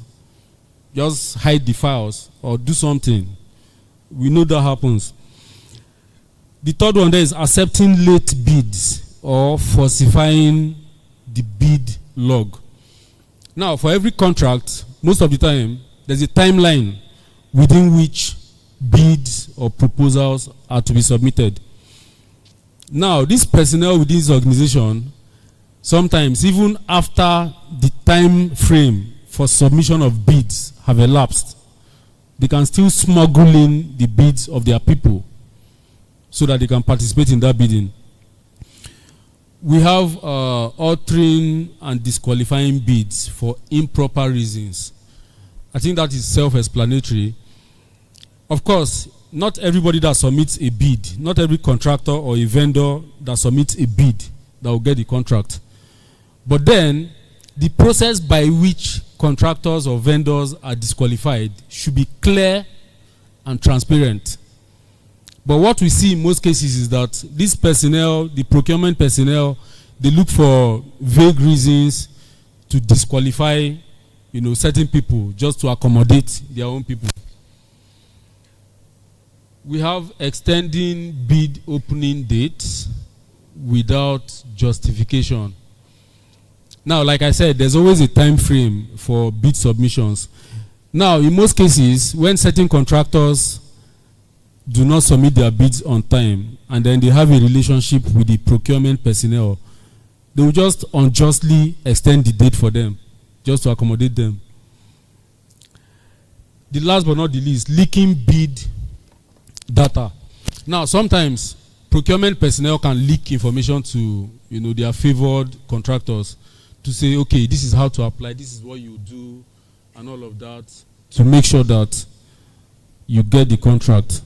That's also a manipulation method. Because of time, I'm not going to go through all of these, but then these are some of the fraud warning signs within the procurement life cycle. But I can just mention a few. The first one there is weak controls over the bidding process. Now, every organization that procures services or goods or any form of contract should have a strong internal control system. What that means is, throughout the process of this procurement, there should be checks and balances to make sure that the process is fair and transparent. Okay, another warning sign is when only one or few contractors or bidders respond to the bid request. That is very clear to tell you that the communication was inadequate. The advertisement or publication for application for that contract is inadequate. Maybe a certain group of people were targeted and communicated to, and only those few people will submit their bids. That's another warning sign. We have there, the contract is not rebid even though fewer than minimum number of bids are received. Now, depending on the scope of contracts, sometimes the organization can say that for this particular contract, a minimum of 7 contractors should apply or send in their bids. Now, because of collusion of procurement personnel and contractors, sometimes fewer persons than required submit their bids. Now, the procurement process requires that in that instance, you should actually open up the process again for more bidders to bring in their bids. But in most cases, they find a way to, subvert that. The rest of them are, other warning signs that when you see them, you know that,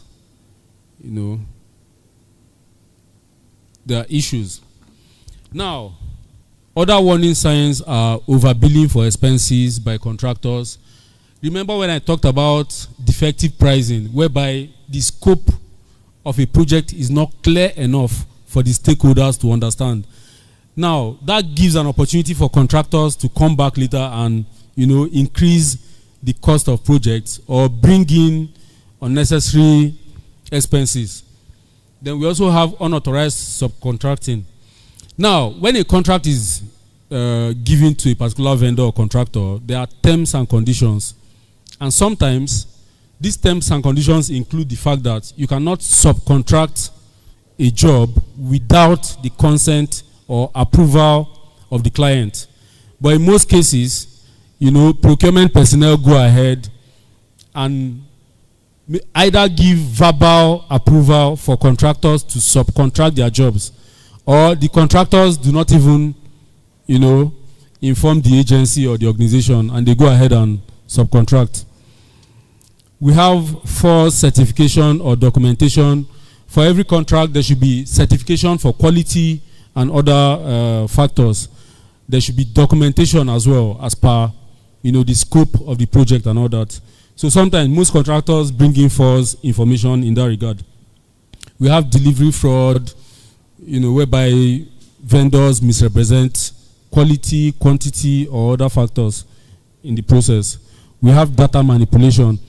Now, depending on the scope of projects are supposed to be documented so that from beginning to end of the procurement process, every stakeholder has a clear understanding of the scope of that project. Now, when this documentation is not properly done, that means there's something wrong somewhere. Now, this diagram here is simply illustrating or communicating how an internal fraudster looks like. Now, an internal fraudster could be a procurement officer within, a particular unit and all of that, that is responsible for managing an organization's procurement process. Now, what are some of their attributes? They are unnecessarily close to contractors. When you see this personnel within the organization being very close to the contractors unnecessarily, the same contractors that come to bid for projects, then of course, when there's a contract to be bidded for, they will favor them. We have sharing of duties. Some of these personnel do not like to share or delegate duties. They want to handle everything by themselves so that they can control the process and tailor it to what they want. We have some of them living above their means. Yes, of course. You have these personnel in the procurement department or what have you, and then we know what their income structure looks like. But then you see them, their lifestyle is not commensurate with what their income is supposed to be. And then that's like a sign to know that there's something going on. And then these persons, this is very popular. They don't like to go for vacations. They don't like to take leaves. You see them, either because they want to control what's happening, or they don't want something that they've done in the past to come up when they are not around.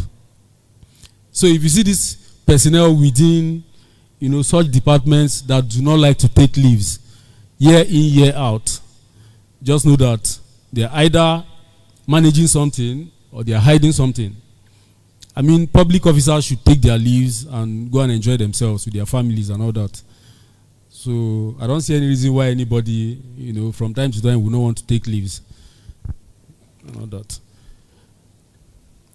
Now, this is the end of this segment of this presentation. Thank you very much. Thank you, Mr. Chairman. Thank you very much. Let me hand over to the chairman to just 15 minutes, please. Both the question and answers and then the wrap up.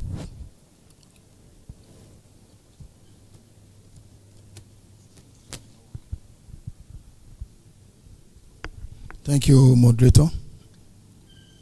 The Honorable Commissioner, the Chairman, Local Government Commission, the PS, and my powerful comrade. Let's jam our hand for the resource person, please.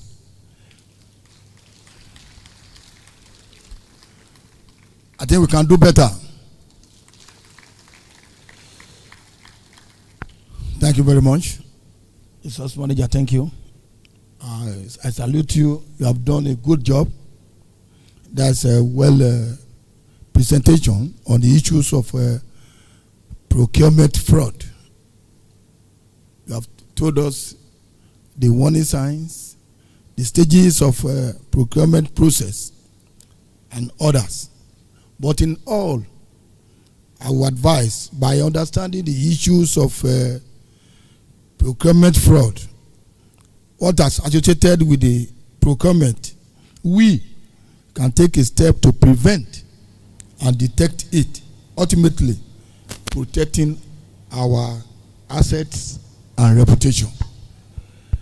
Without wasting much of our time, we'll ask people who ask questions the same way, two here and two here. Okay, thank you. We have no time. Please, who's giving out the mic? Give it to the other statesman.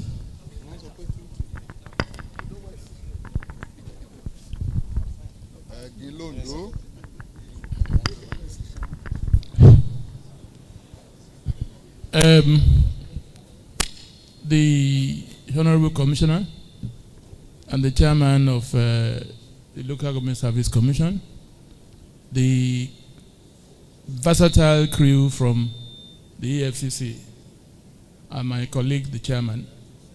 My own is not particularly a question. My own is a suggestion and advice to the EFCC team. Please, I personally want to commend all the presenters from the EFCC. They have been very upright, forthright, and steadfast. Please, can we give them another round of applause? But we want to plead with them, and we want the Honorable Commissioner to help us follow this up. We'll be glad if handouts of these deliveries are made available to us, particularly the chairman, so that if you cannot go around all the participants here, or particularly the local government chairman, so that from time to time we can, in our various local government, sit down with our team and go over these very well delivered lectures. Thank you and God bless you.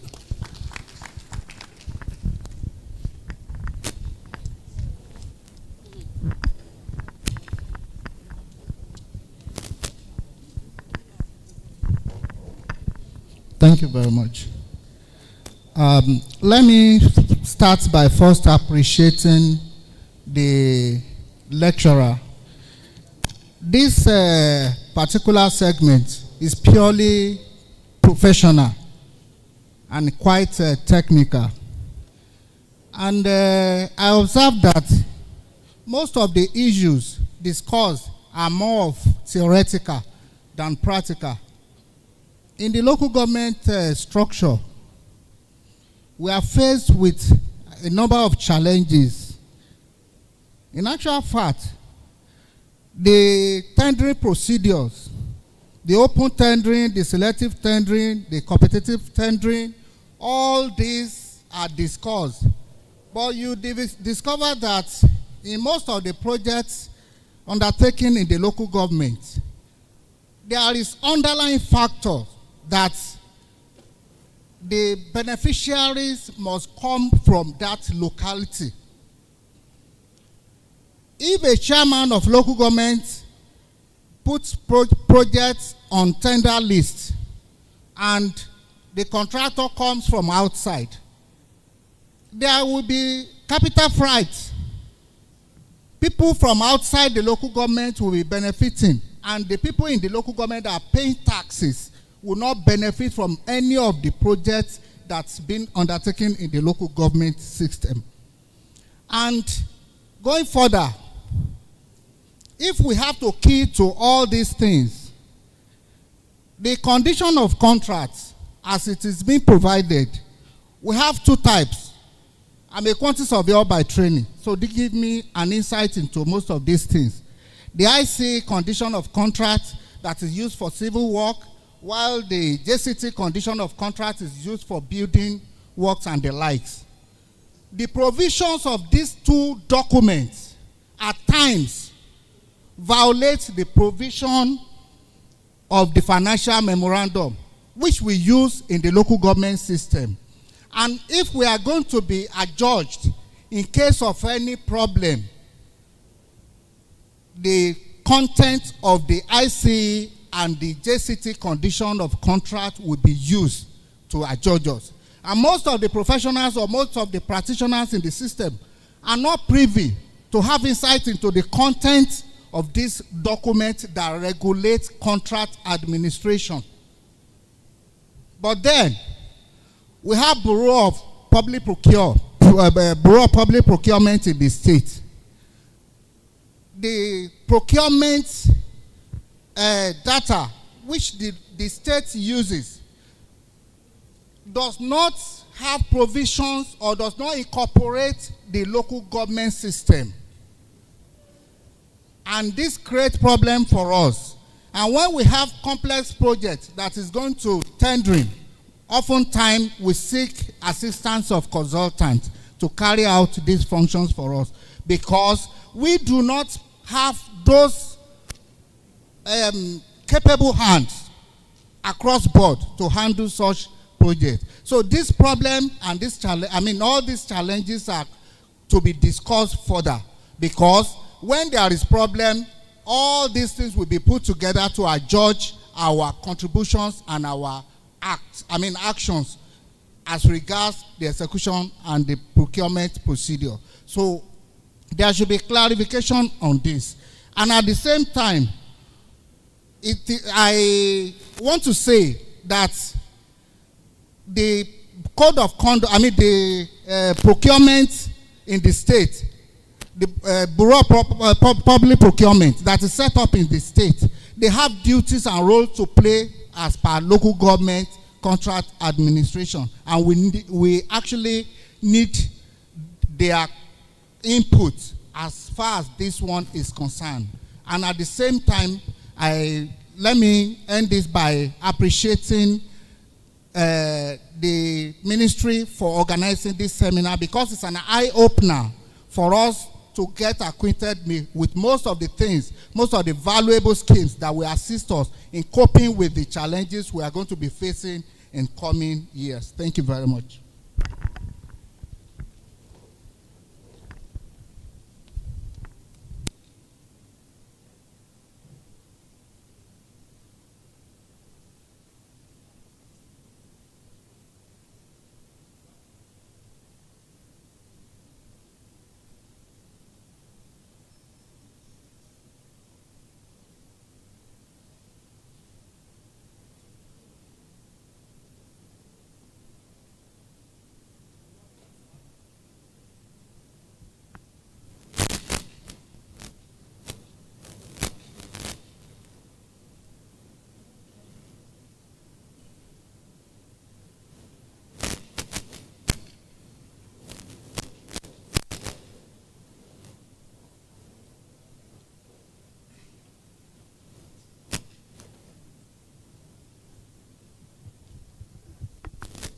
Come and have this, please.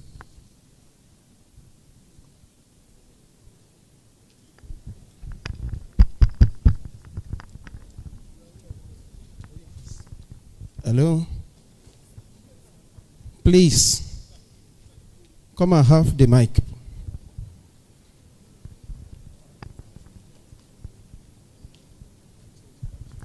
Okay. Good afternoon, sir. I want to appreciate our Honorable Commissioner, Chief Alhaji Honorable Takuro, and our Special Advisor on union matters and special duties. And I want to appreciate the chairman for this event. We so much appreciate you, sir. May God be with you. We appreciate our resource person. I want to ask a question. Can we amend the contract after awarding? Can we amend the contract after awarding? Would this not lead to what we call a procurement fraud? Then another question. I wanted to ask a question before this lecture, but I was not permitted. I want to use this opportunity to ask the question. Does ICPC or EFCC handle cases related to private organization? Another question, please. That will be third question. What is the difference between a bribe and a kickback? A bribe and a kickback. Thank you, sir. The final question to a woman, please.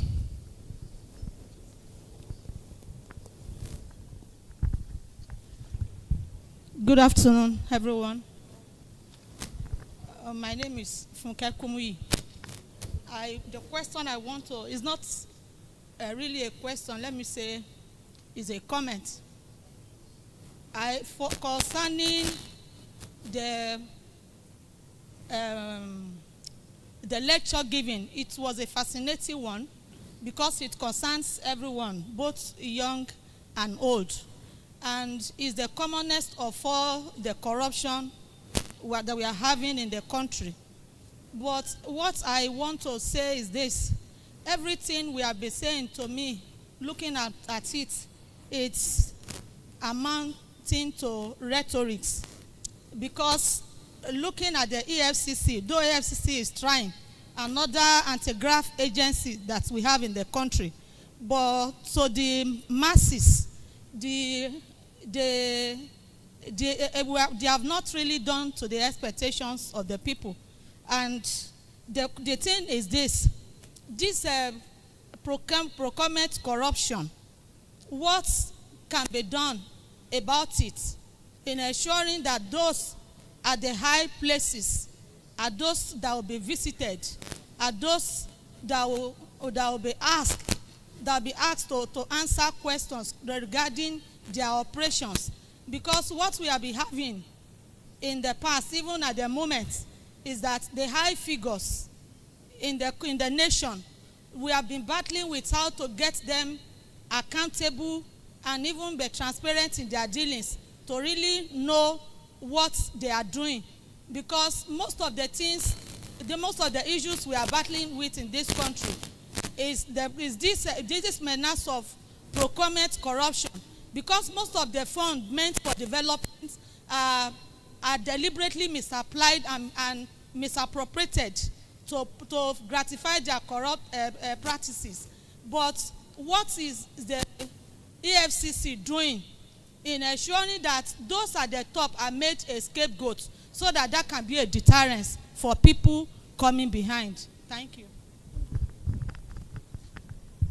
Okay. Moderator.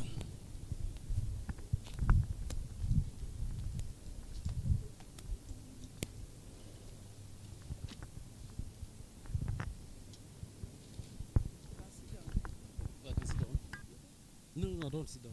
I like to engage. Okay, thank you for the questions. my brother, the head of local government administration, I think Owo, is it Owo? Local government, yes. That's a very insightful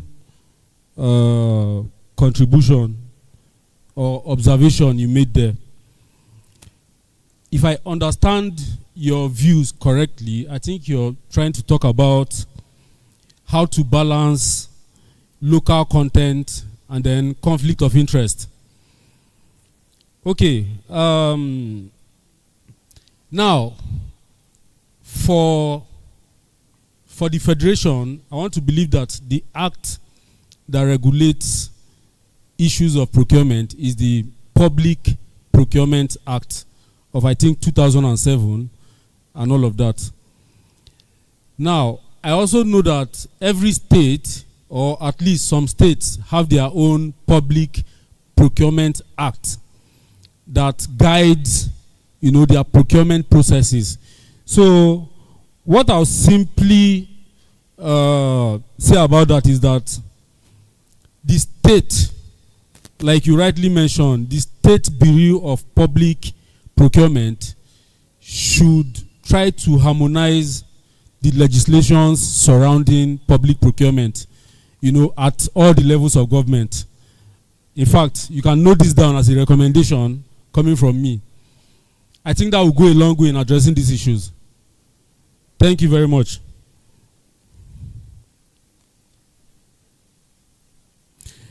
Now, the second question, he was talking about, can contracts be amended after awarding? Now, if you remember in my presentation, I kept talking about project scope or contract scope. For every contract, there is a scope and a defined specification of what the client desires to achieve. Now, if contract has been awarded already and somewhere along the line there's a need, a genuine need by the stakeholders to add, additional features or to expand the scope of that contract, of course, the stakeholders can come together and deliberate, and then there can be like a contract review. It's very, very possible, as long as it is done within the ambit of the procurement regulations. That's very allowed. Now, he asked another question. He said, does EFCC and ICPC handle cases involving private organizations? Okay, I'll speak about the EFCC first. Now, the EFCC Act, Establishment Act of 2004, empowers the Commission to look into, a wide range of cases, both in the public and in the private sector. So, if an offense has been committed in an organization in the private sector and that case is reported to the EFCC, yes, the EFCC can wade in and investigate. And we've done that severally in the past. We've investigated private entities and secured convictions and made recoveries and all of that. So yes, the EFCC has the scope to investigate the private sector. The ICPC, on the other hand, I'm not going to speak for them, but from my experience and what I know about the ICPC, I think their mandate is limited to the public sector. But I've seen some of them. I know they are in this program, so maybe when they come up here to speak, you can direct that question specifically to them. Thank you very much. The last person, my sister, was talking about, if I understand you correctly, your concern is about high-profile public office holders and what the commission is doing or what the government is doing to hold them accountable for their actions. Now, without sounding like a broken record, because I remember yesterday the head of Public Affairs Department, my senior colleague, during his lecture, highlighted some of the achievements of the EFCC over time when it comes to high-profile individuals. And I say this today, we have never stopped from the time that we recorded those successes till this moment. We have never stopped.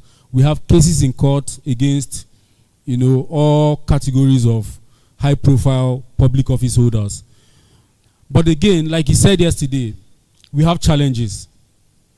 The system is not perfect, and there's no perfect system anywhere in the world.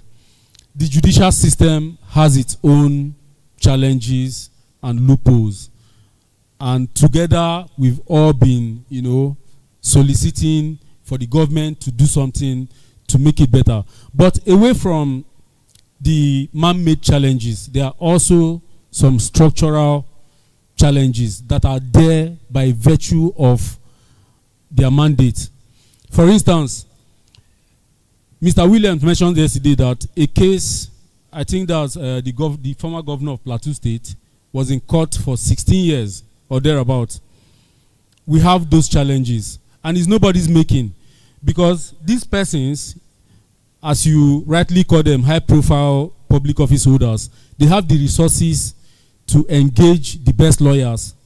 They have the resources to engage the best private investigators that can help them, circumvent justice. So what they do is they use these resources they have to prolong these cases in court. And the more the cases are prolonged, the more they are prone to, hitches. For instance, if a judge is transferred from one jurisdiction to another, the case starts afresh. If a judge dies, the case starts afresh. So you can see that one case can be in court for 20 years. We have several of them in court right now ongoing. But away from that, we are doing our best. And again, this fight is not for the EFCC alone, or the ICPC, or the government. Every one of us have a role to play. Without adequate information, the EFCC cannot function properly. We are not everywhere. I think we are only in about 14 states of the Federation, but we are doing our best. But then again, the public owes the government an obligation to support this fight with information, with intelligence, and all the support we can get. Thank you very much for your audience.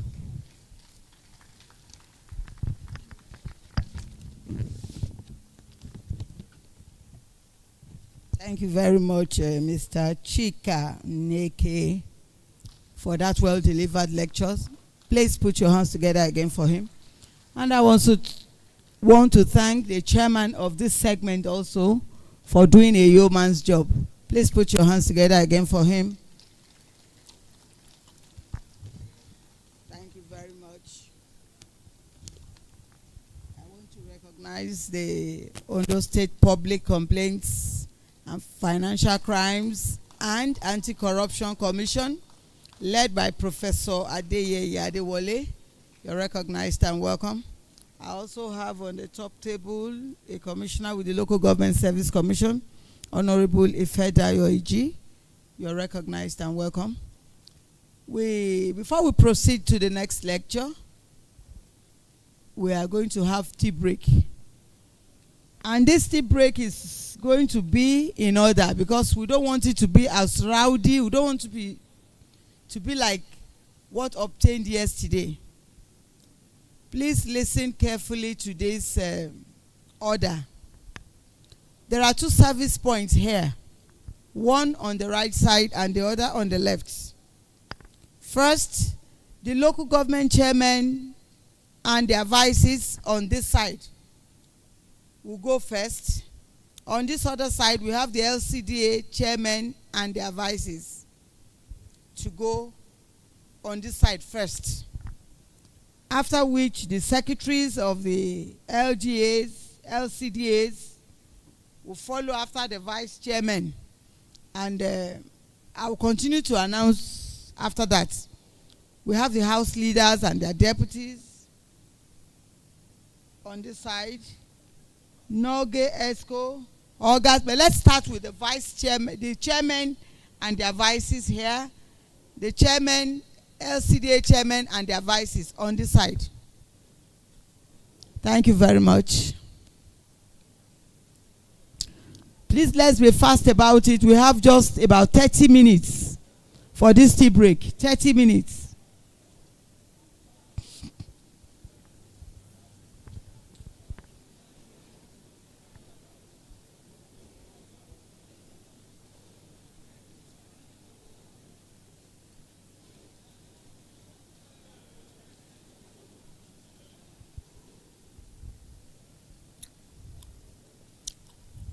LCDA chairman and their vice chairman on this side, 18 local government chairmen and their vices, their vice chairman on the right side.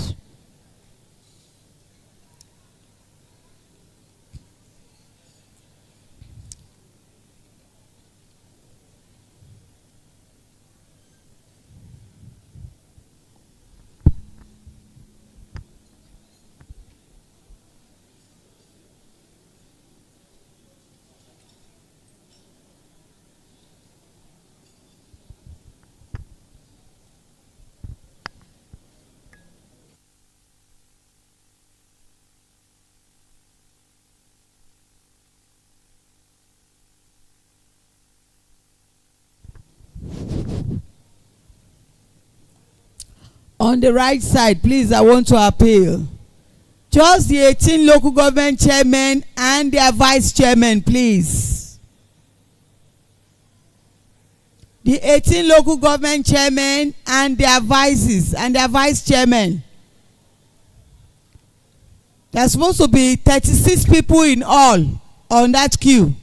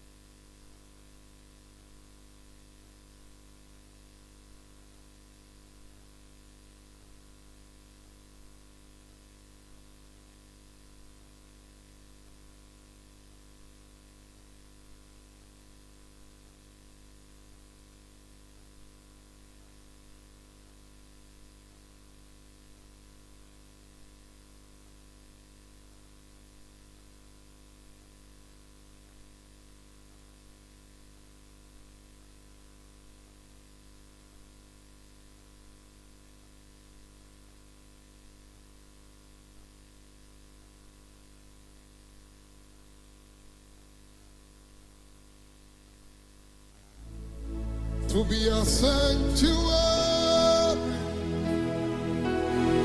pure and holy, tried and true, with thanksgiving, I'll be a living sanctuary.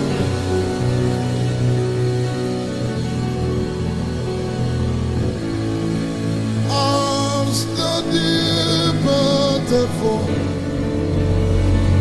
the word of soul, my soul longs after you. Mana mana kapala stapa yande peludo. You alone on my own desire, and I love to work. Lift your hands, everybody, and tell him, you are my strength. To you alone makes my spirit beat.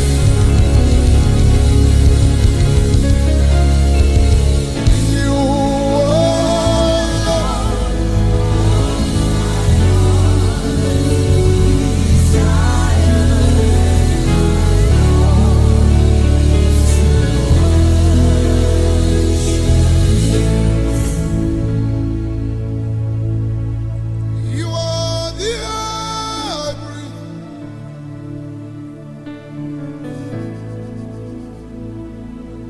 You are the air I breathe. Your only presence living in me. Somebody tell him, say, this is my daily bread. This is my daily bread. Abadin, lift your voice and tell him, this is my day. Your very word, your very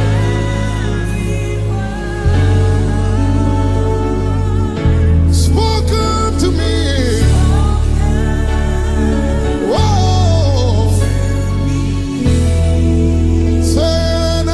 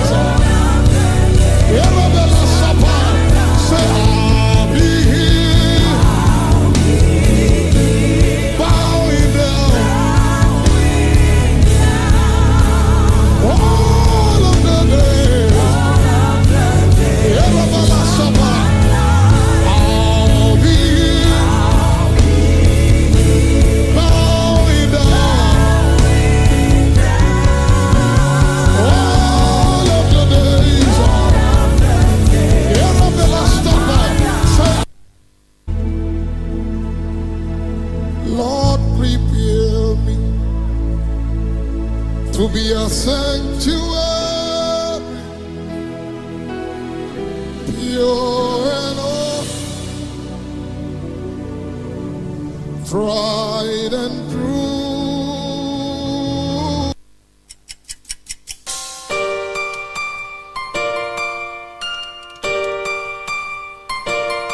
Yeah.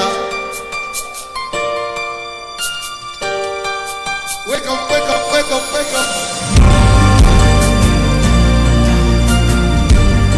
Now the worshiper in you, wake up. Now the worshiper in you, wake up.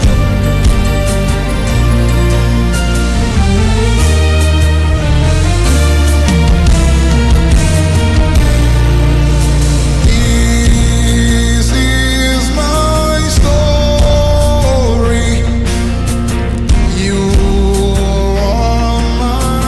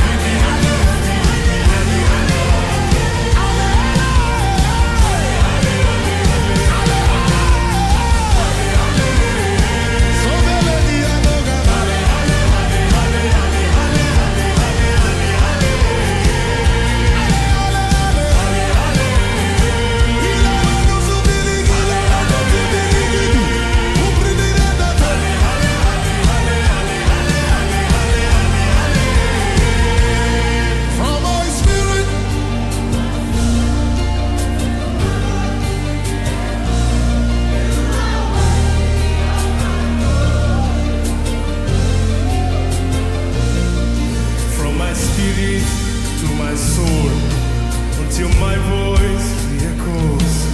You are worthy of my worship, worthy of my praise. Ale, ale, ale, ale, ale, ale, ale, ale, ale, ale, ale, ale,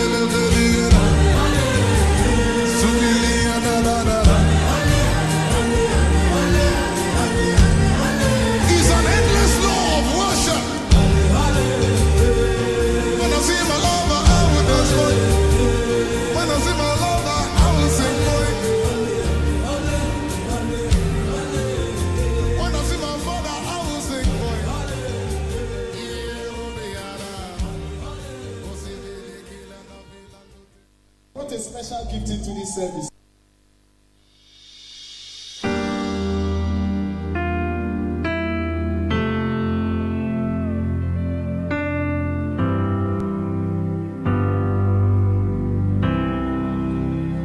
Lift your hands wherever you are.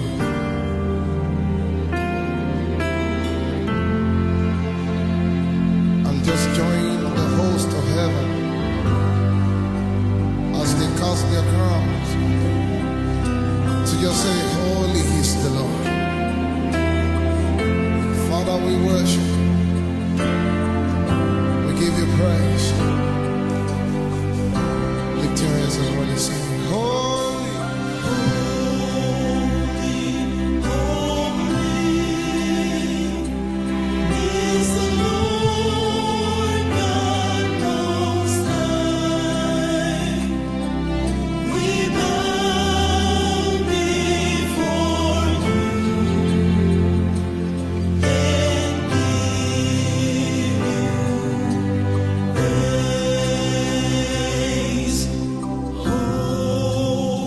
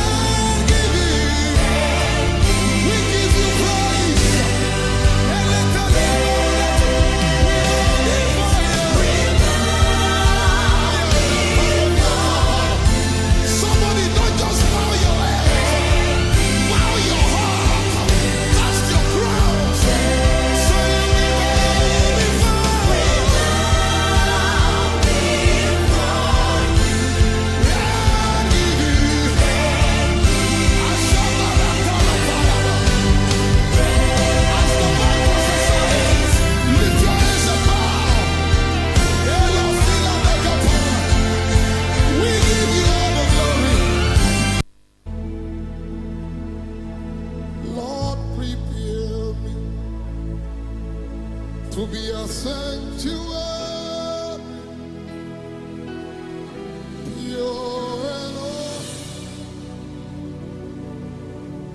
tried and true, with thanksgiving. I'll be a living sanctuary.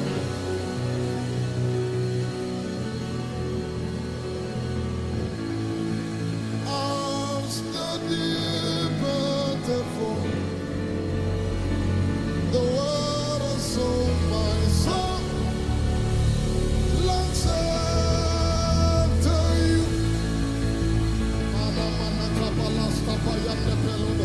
You alone are my own desire, and I love to work. Lift your hands, everybody, and tell him, you are my strength. To you alone makes my spirit beat.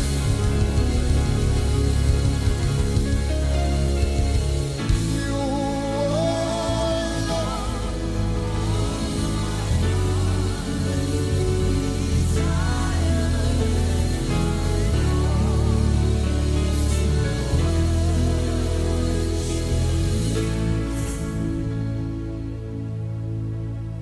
You are the air.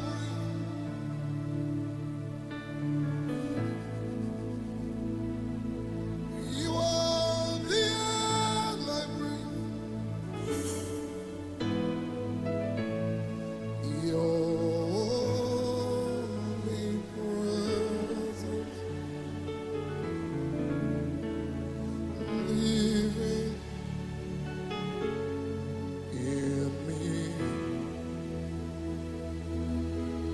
Somebody tell him, say, this is my daily bread. This is my daily bread.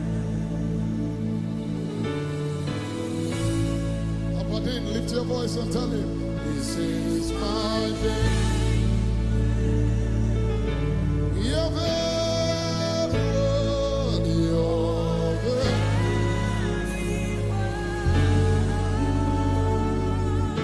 spoken to me. Whoa. Say now.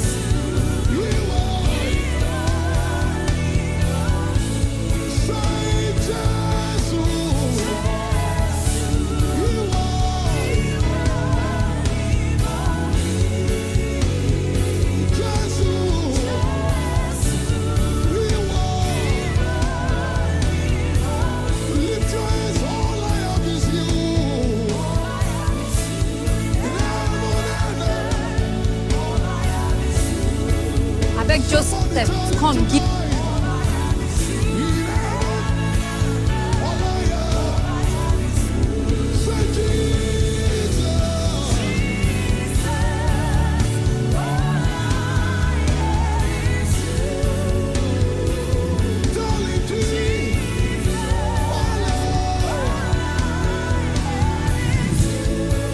Welcome back after the tea break. Welcome back.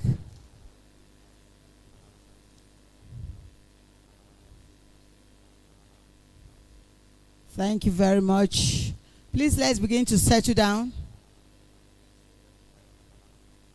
We're about commencing the next segment. I have the pleasure to welcome Mr.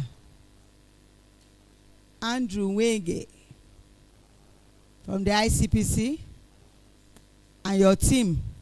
We recognize and welcome you. I also want to welcome a very seasoned bureaucrat, Prince Ade Akinbosade. You're recognized and welcome also. Please let's settle down. Let's settle down. Please let's be on our seat. We're about commencing the next segment. Ẹ jẹ́ ká ṣe ká lè tètè lọ léni o, ẹ jọ̀ọ́. Tẹ́ bá dẹ̀ fẹ́ ká dago mẹ́jọ kò sí wàhálà wa yóò níbi tá à ń sá lọ. Ṣé ká dago mẹ́jọ? You want us to be here till 8 p.m. Okay, but please, we beg you, let's be on our seats because some people cannot afford that luxury of time.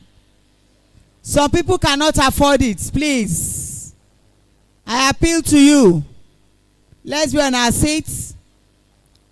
I have the honor and pleasure to invite to the top table to chair this segment my own personal person,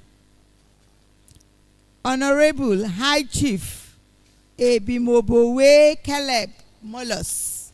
Please let's chair him to the top table with a round of applause. Ẹsẹ̀ odò ẹ bá mi pàtẹ́wọ́ fún chairman yìí ẹ jọ̀ọ́. Thank you very much. Thank you very much.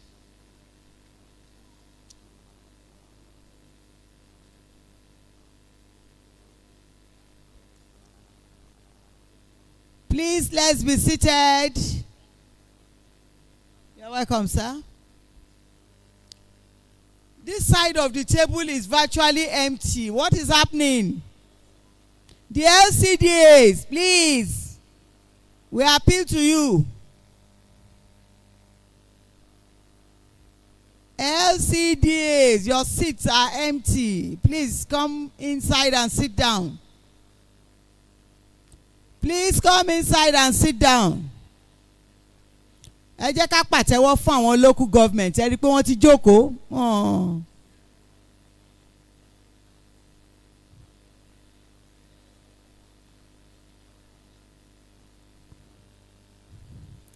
It will not be good for me to call the resource person and people are still outside and the seats are vacant and empty.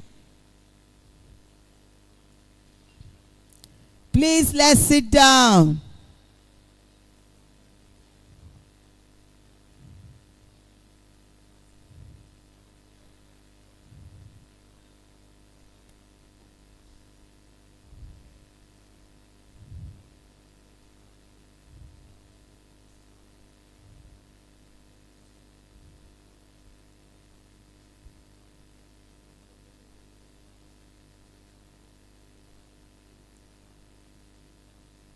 LCDAs, we are still waiting.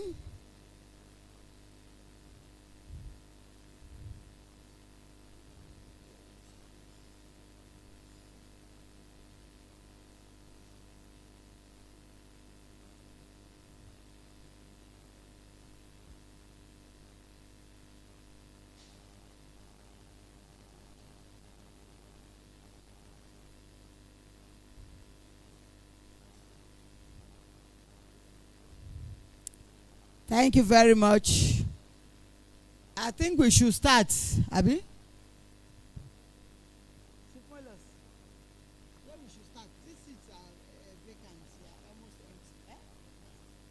Thank you very much. I have the The next lecture we have now is Understanding Economic and Financial Crimes Commission. Administrative sanctions and penalties for business and professionals. Understanding Economic and Financial Crimes Commission, administrative sanctions and penalties for business and professionals. I want to invite the resource person to please take over the mic from me. This lecture was supposed to have been taken yesterday, but it's a very important lecture that we cannot allow them take away. We don't want to do a carryover. Understanding Economic and Financial Crimes Commission, administrative sanctions and penalties for business and professionals.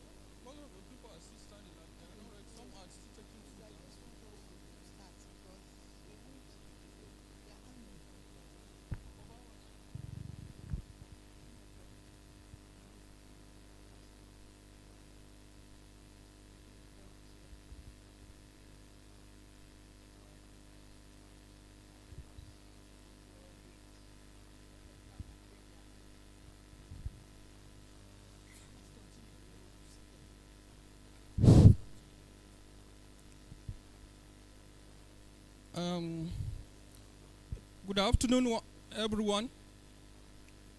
The chairman, I salute you.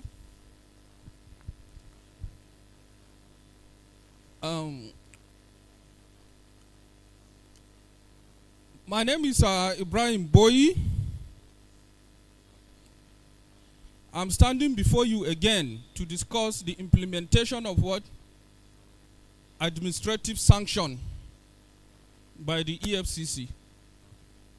So please, to correct the title, this is the correct title, not for business and professionals. That is for another set of people. The title is just the implementation of administrative sanction.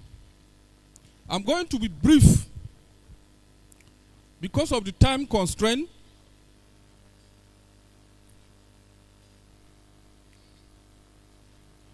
Very, very brief. So please, let's just pay attention so that we'll round it up on time.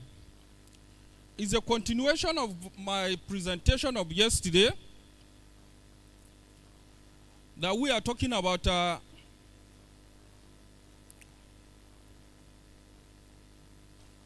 compliance with the extant laws and the regulation. Of course, as you all know, sanction or administrative of sanctions is to ensure compliance.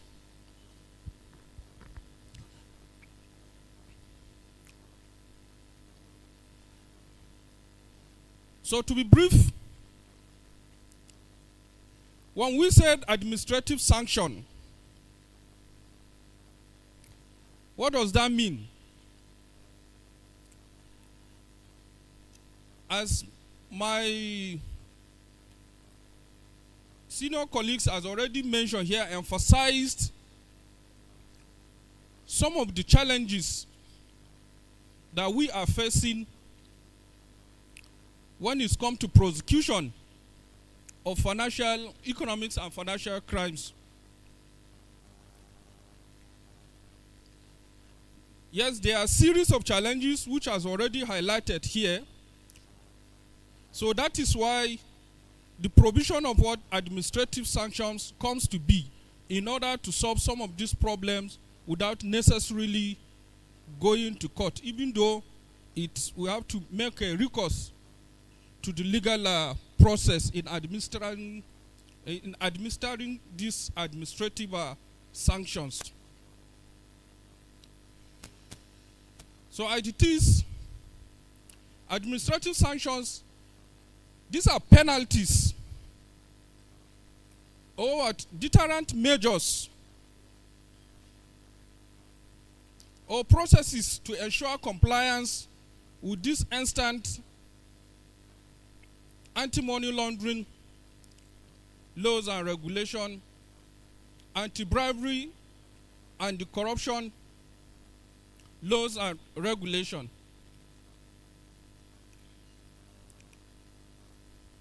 So as I said earlier, it is not what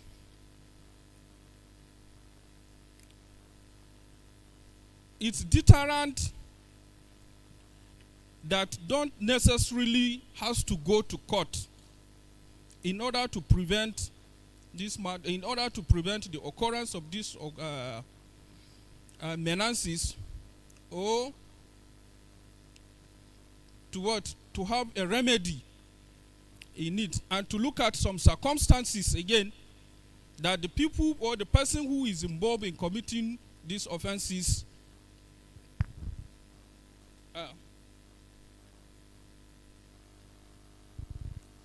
so let's look at it. Does EFCC actually has the legal backing or power to administer this administrative sanction at it deems fit? Yes. Section 27 of the Money Laundering Prohibition Act empowers EFCC to administer administrative sanction in some of the offenses committed instead of passing through the long process of court.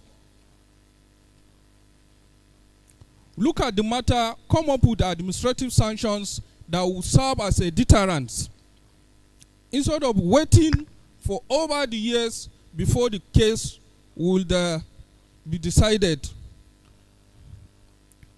Though pending on the gravity of the offense and the circumstances of the offense before this administrative decision to enforce these administrative sanctions will be taken.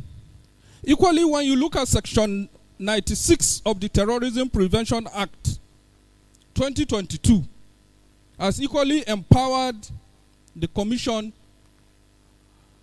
to apply administrative sanctions in view of what passing through the rigorous legal processes before getting a judgment. Then Section 7 of the EFCC regulation of 2024. This just comes into be in July 2024. A regulation titled Economics and Financial Crimes Commission Regulation, specifically for businesses, for designated non-financial businesses and professionals. Now, equally, that sections make provision for EFCC to empower us to apply administrative sanction to serve as a deterrent for those who involved in committing money laundering, terrorism financing offenses, and the rest. So let's look at the form of this administrative process. What are the forms? It could be what? Monetary fines. Once the level of involvement of a person or failure to or omit to do something as a result, violation of any provision of the Money Laundering or Terrorism Prevention Act, EFCC might decide to look at that and apply administrative sanctions as the case may be. But that administrative sanction must actually serve, it must be what? Dissuasive enough to serve as a deterrent. It could be monetary fines, fee, or dues. Restriction on an activities, suspension, revocation of license, closure of business premises, and any other things that is authorized. For any business entity or companies or even an individual involved in any act that violates the provisions of Anti-Money Laundering Act, Terrorism Prevention Act, and other laws that prohibit corruptions and corrupt practices, fraud, and the rest of it, might decide to apply that administrative sanction of suspension of the activities of that persons. By so doing, EFCC can make a recommendation to the appropriate authority to withdraw the license of that business operator or an individual. Maybe it's an accountant involved in a fraudulent activity, and EFCC can take it as a preventive measures. Instead of prosecuting that accountant, if the level of his involvement is not that serious, he can be reported to his relevant associations and recommend the license, the practicing license of that person should either be suspended, revoked, or even withdraw completely to serve as a deterrent for his involvement in that level of what criminal activities that violate the provision of anti-money laundering laws and the regulations. Restrictions on a business operations, which is almost similar to the restriction of our activities.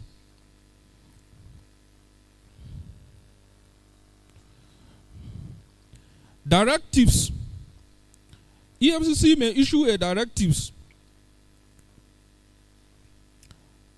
as administrative sanctions.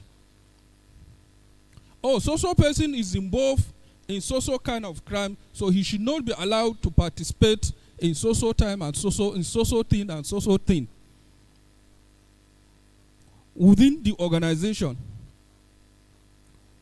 So we can issue a directives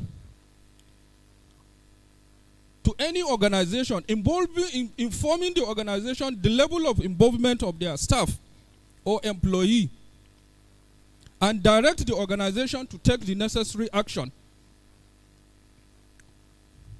So probably maybe dismissal. Yes, you are not an employee of the EFCC. EFCC cannot dismiss me, but it can give a directive to your organization that, oh, this is the level of social person in the committing of the crime. So dismissal from his from employment should serve as his punishment for being in data. That is an administrative sanction.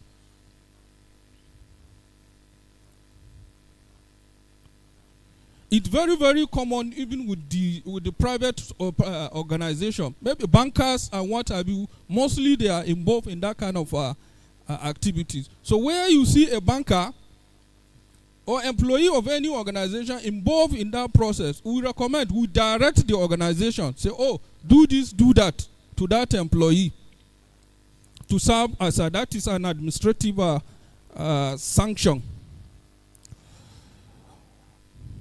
Remand or even caution. In some cases, if the level is too liberal, it's not so serious, it can be caution. Sometimes warning letter, verbal warning, and what have you.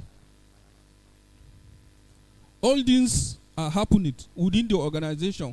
Where an arrest is carried out, and we see the level of involvement or the person has not even involved in that financial, maybe, and there is intent. So we look at it once his involvement is not that serious, it can be warned, it can be cautioned that when next you are arrested in this process again, you will be prosecuted. So even warning, verbal warning, written warning, they all serve as administrative sanctions. Loss of privilege, termination or loss of government contract. We receive a lot of requests from multiple organizations. Please help us find out whether social person and social person has a case with your organization. So when we look at it, we see that, or when we see person who is coming up to benefit from some government contracts and what have you, and the person has a case.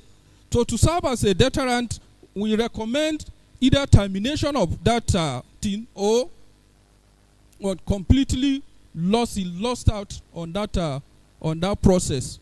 So that equally serves as an administrative sanction. Asset seizure. Yes, EFCC applied that method in some cases where you involve the asset you are using to commit a crime or that facilitates the committing of a crime. It can be seized, confiscated, or withheld, as the case may be, maybe from certain period of time or even completely. That is an administrative sanctions. So another compulsory and restrictive action. So the process is long and long. So why do we enforce this administrative sanction? Of course, as I said earlier, is enforcement of the regulation. To ensure compliance and to serve as a deterrent. So without necessarily passing through the rigorous legal processes, to maintain order and efficiency within an organization. So maybe crime has not been committed, but there is possibility, if it is allowed the way it is going, it will result to commission of a crime or criminal activities. So enforcing administrative sanction can help in maintaining that order. Is an alternative to criminal or civil proceedings. So what are the factors that are considered? The nature and the severity of the infringement or the offense committed. Once we consider the nature is not so serious like that, that is when administrative sanctions can come in. But in an aggravated circumstances, it will result to full trial, full criminal trial. The impact of an individual or entity. So before administering or administrative sanction, we have to look at it. What impact would that administrative sanction will have on that person? Would that serve as a corrective measures? If yes, we'll go ahead to apply it. Has the person committed that offense before? Was he corrected before? Before all these things are put into consideration, that is the prior conduct of the person. Then, proportionality. The administrative sanction will always be proportionate to the level of the crime committed. Then deterrence, it always serve as a deterrence, and it always serve, it has to be what? Fairness, and it must be on a legal basis. And that administrative sanction must serve as a mitigant to the commission of that crimes. Then the cooperation, even the cooperation of the person involved in committing of that crime might lead to the application of administrative sanction instead of proper legal prosecution. Then financial status of the person is equally implied. So if the person is asked to pay, will he be able to pay? And if he pays, will that have any impact on the person? So all those things are put into consideration. So for instance, you are administering administrative sanction, maybe you are considering financial option. You won't ask the person, oh, go and pay 50,000, go and pay 20,000. It won't have any effect on that person. So we look at the financial standard. We look at you, oh, you are the commissioner and you are allowed these things to pass through. So you don't want to be prosecuted. This is the violation that you have committed. Go and pay 200 million.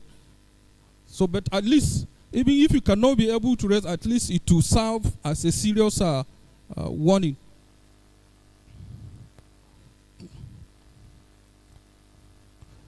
Remediation, as I earlier said, yes, it must shows that yes, that has impact, and it can be able to remediate committing that offense. Those are some of the things that are put into consideration before administrative sanction can be administered. So how do we prevent this? So generally, preventive is of application of what administrative sanctions. They are more or less the same in the process and procedure you are expected to put in place to ensure that you prevent corruption and bribery within your organization.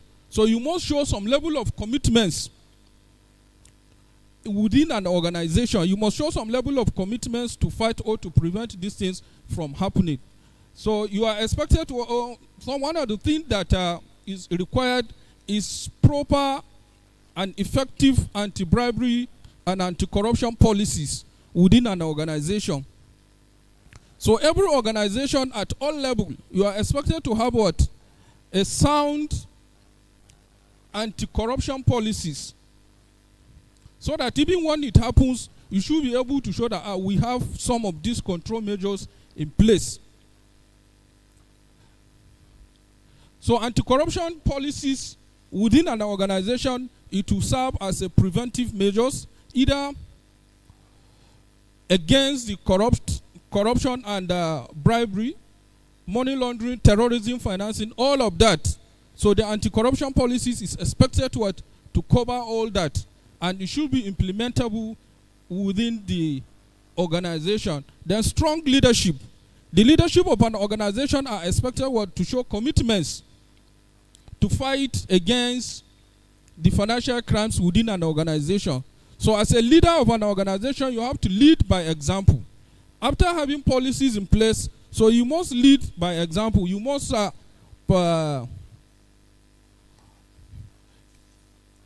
to be seen to be complying with those existing policies and procedures. Then recognize fraud or corruption as a risk to an organization. So you must have that in mind. You must be able to know that, yes, allowing corruption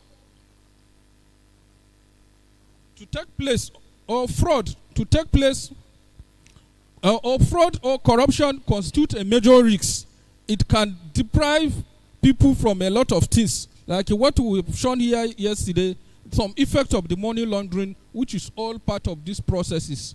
So you must recognize that, when we allow corruption to strive within our organization at all levels, that will lead to what? Striving of the money laundering. And where money laundering strives, of course, we should expect some level of terrorist and terrorist activities coming up.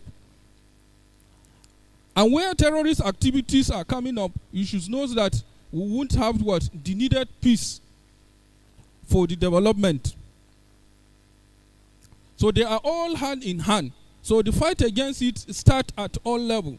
At your own various levels, you must put what? Measures in place to make sure that you have the prevention mechanisms are working at your own various local level.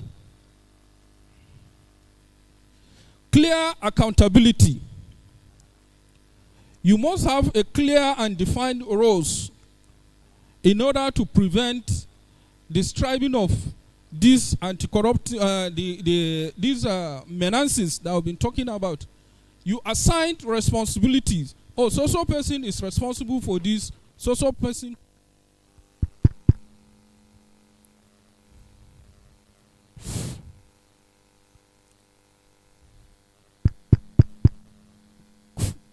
It's not yet.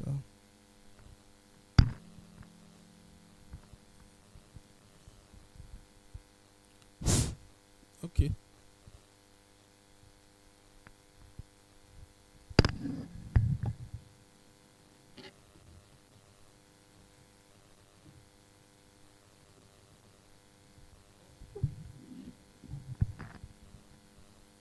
Yeah. So anti-corruption and bribery measures,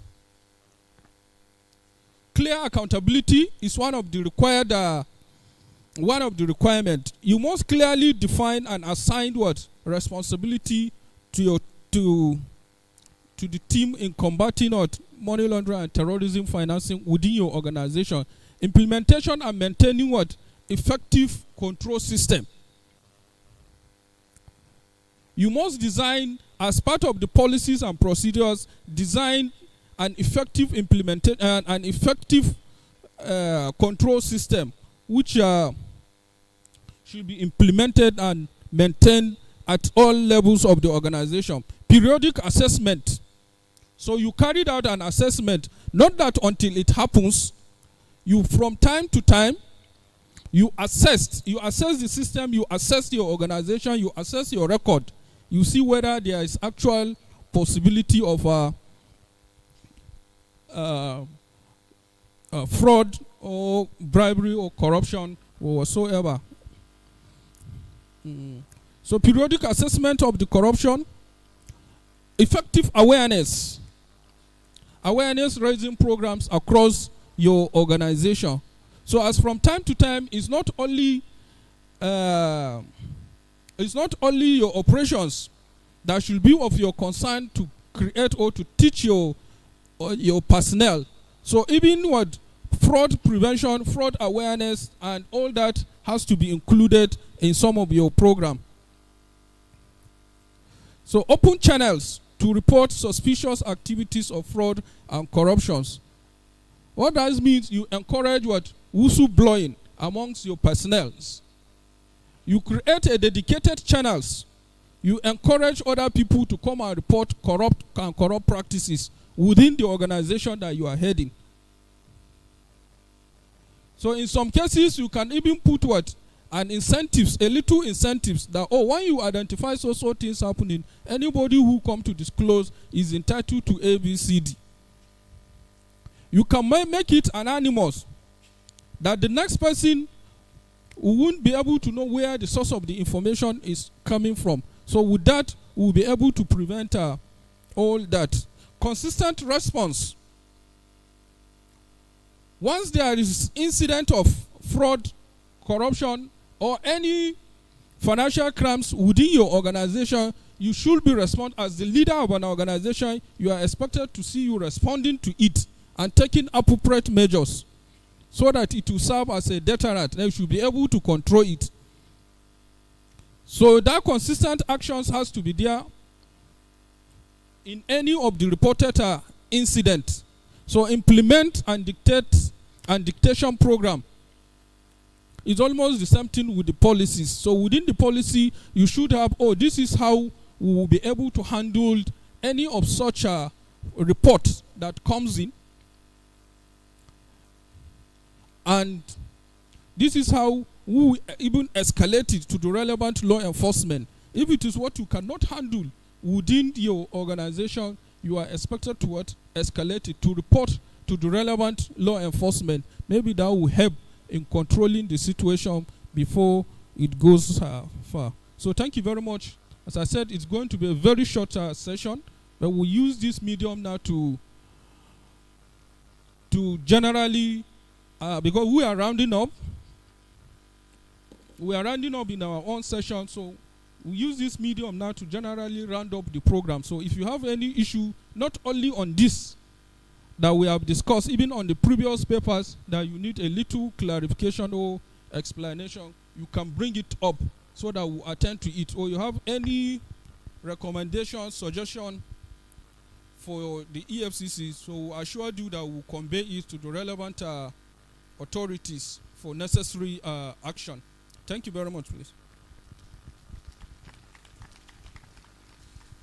I think we can do better.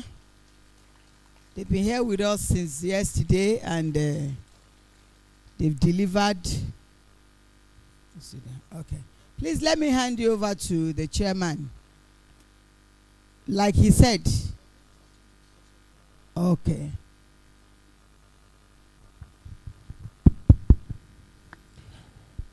Good morning.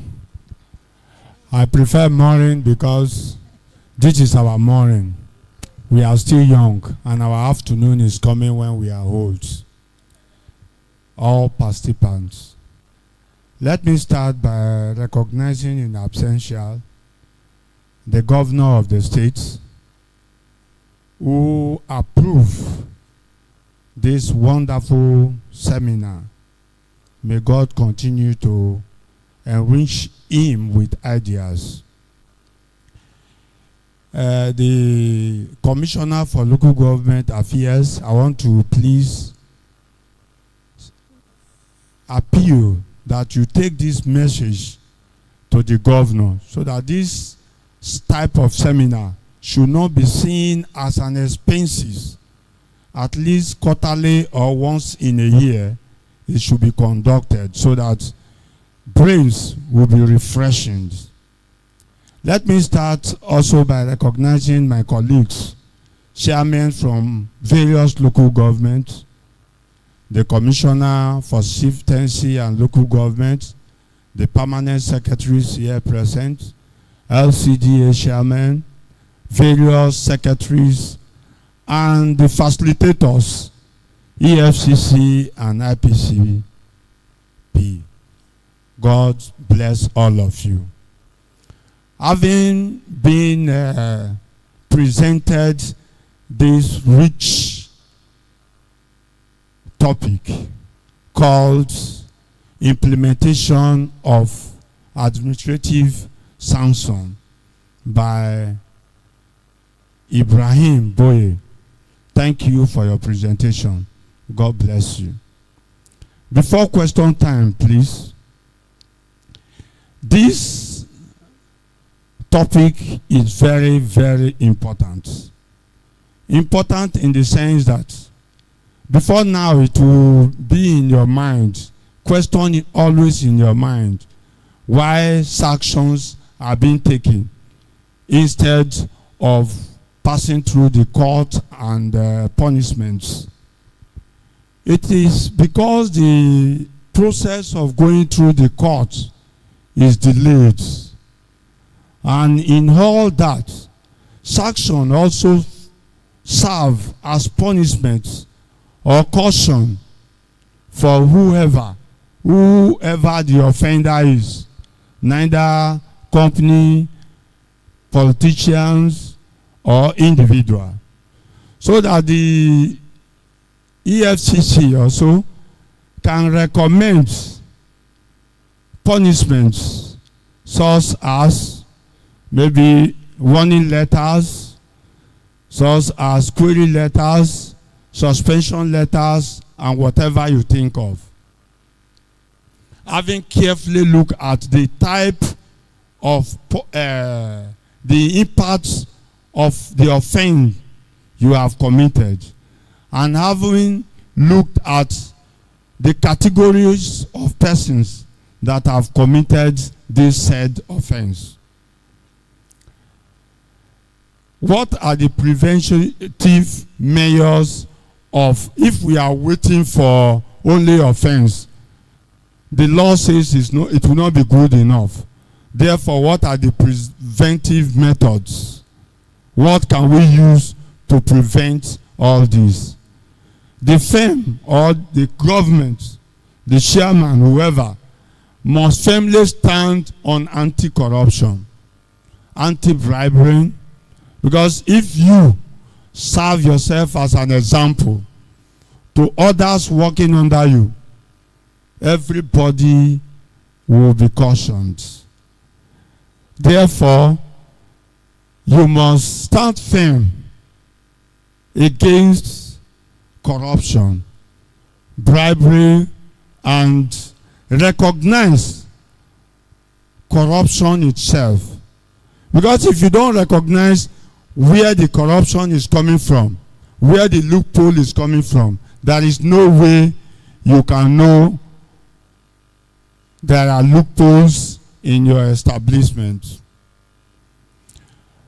To save our time, I want to once again appreciate the EFCC and the IPCP for coming to us for this wonderful seminar. But before now, when you just hear EFCC is coming, you see them as people that are only looking for faults.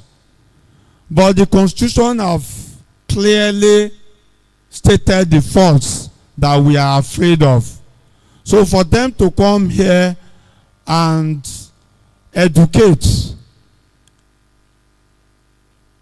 us is, I think, a good one. I will want them also to prepare to be doing instead of coming for arrest only. Thank you for coming. And as my colleagues have done before me, questions are allowed in sections. This section and this section. But me, I will say, whoever that want to ask questions, let us ask. Because questions educate much more better than the lesson. Thank you, and there is room for question.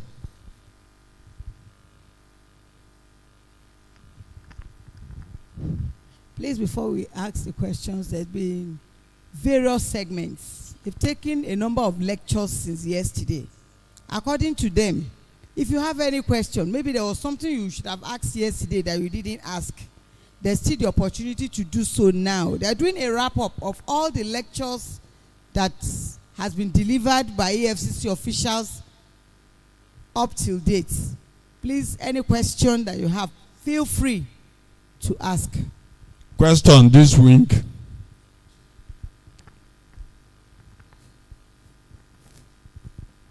Hello?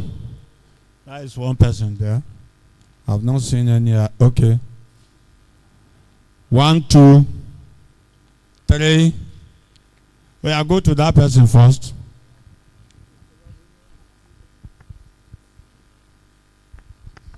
Good afternoon, sirs. Good afternoon. Mr. Chairman. Good afternoon, Honorable Commissioner, and the Chairman. My question I should have asked yesterday, there is this particular man, you know, is masquerading on social media, flying private jets, going to churches, acting like a very fantastic person. This person introduced my brother to a scheme and swindled of over $50,000. The report has been made to your office in Ibadan. Report has been made to your office in Lagos, yet nothing has happened.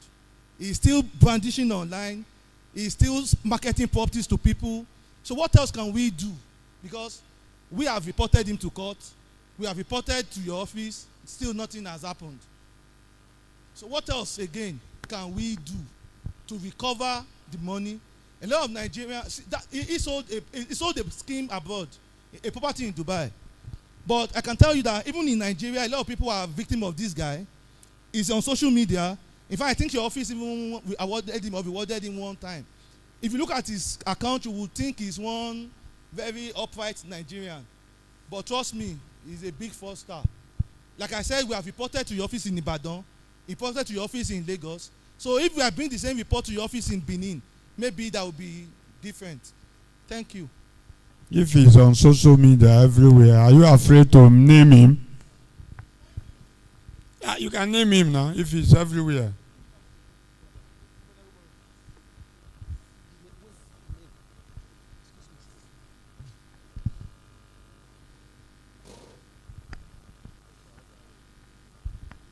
Akitayo Steven. Okay, they will answer you. Go to that hand.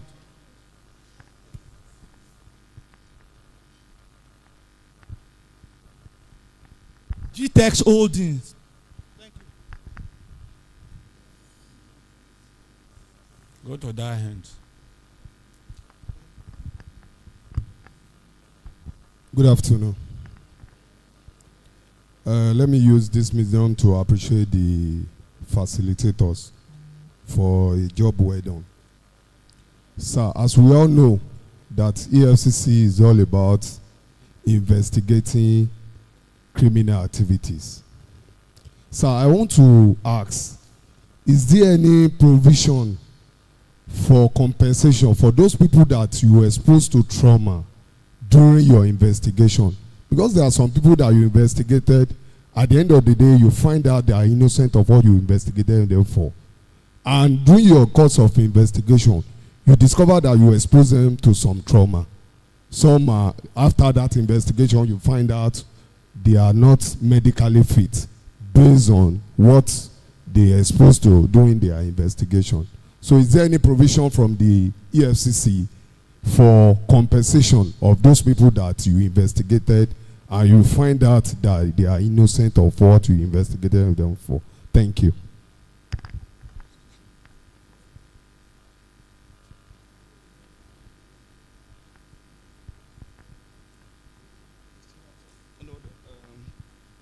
Afternoon, Mr. Chair. I just want to correct an impression that has been made on the paper presented by my colleague just now. You see, these administrative sanctions and penalties, they are not sanctions created by the substantive legislations he has mentioned. No. So don't come to us that because there was a discussion that we have sanctions and administrative penalties, you have committed an offense, we should give you that. It's not available for you. These sanction and administrative penalties are available for those business names and professionals which are created in rules and regulations made pursuant to the substantive laws, Money Laundering Act, Terrorism Financing Prohibition Act. It's not about the substantive offenses created pursuant to this substantive law. No, they're not available for you. They are only available for businesses and professionals under the rules made pursuant to the substantive laws. So I have to make that clarification. Thank you very much.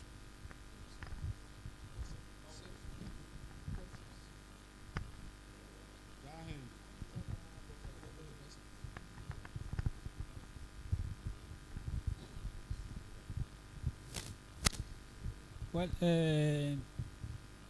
my own question is towards the wrap-up as been allowed.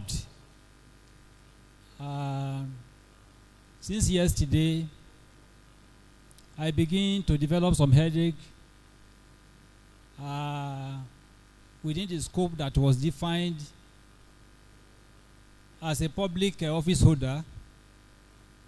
I mean, the only vocation you can add to your assignment is farming.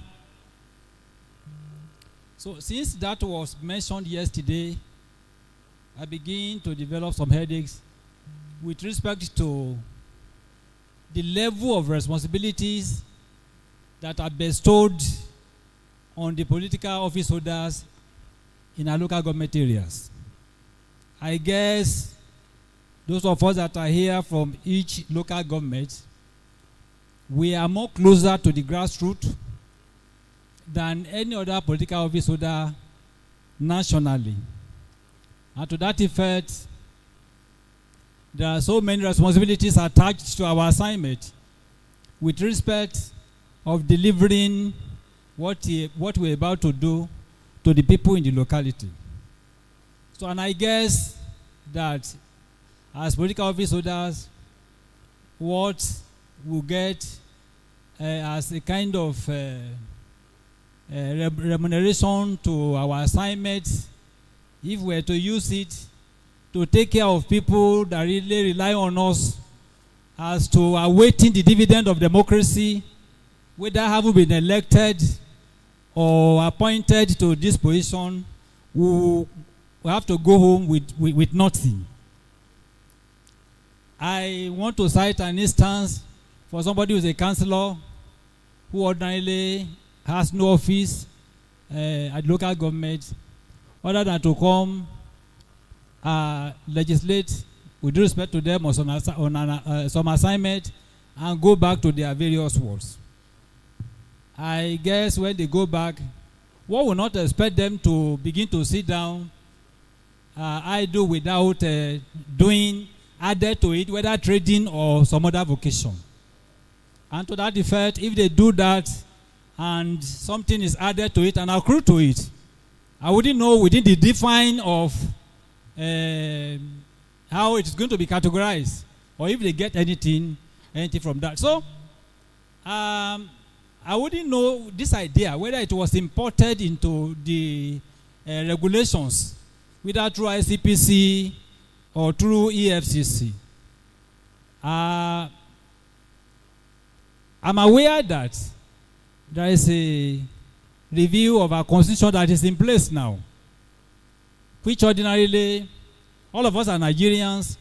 If we see things that can easy or make things easy for all of us that are political office holders, we can request for an amendment in the ongoing constitution review that is at stake now. Ours is to be responsive to our people. So the point I'm making, therefore, is that what is the scope of the farming that is mentioned over here? Why don't some other vocations be allowed by the political office holders, so that by the time we do that, we'll be able to be responsive as to the responsibilities that are on us. So, in all this time, some of us, when we go into doing some other things, a lot of flimsy petitions arose where people don't know how you manage to get what and what that are added to what you have in your stock. So the requests I'm making, therefore, or what I expected or what I ought that the regulation do for us is to please enlighten us more on this definition of farming. Again, how do you help the political office holders to really define properly what this connotation, this farming of 18 is all about, so that it wouldn't be the only vocation that is allowed for political office holders. This is just my own.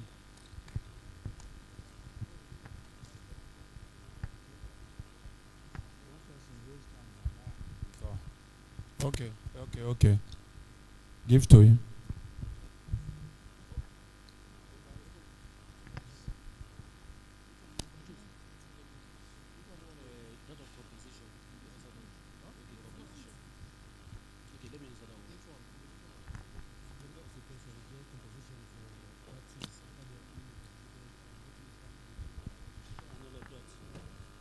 Okay, good afternoon once again. I want to respond to the question that I think someone from that place asked about compensation for persons investigated and then no offense is established against them. Now, we need to understand that criminal investigation is a process, just like so many other processes. And in the course of investigation, there are standard procedures that are followed. Now, the moment somebody writes a petition against you, you are a suspect. And there are procedures for handling suspects. For instance, we have lawyers here.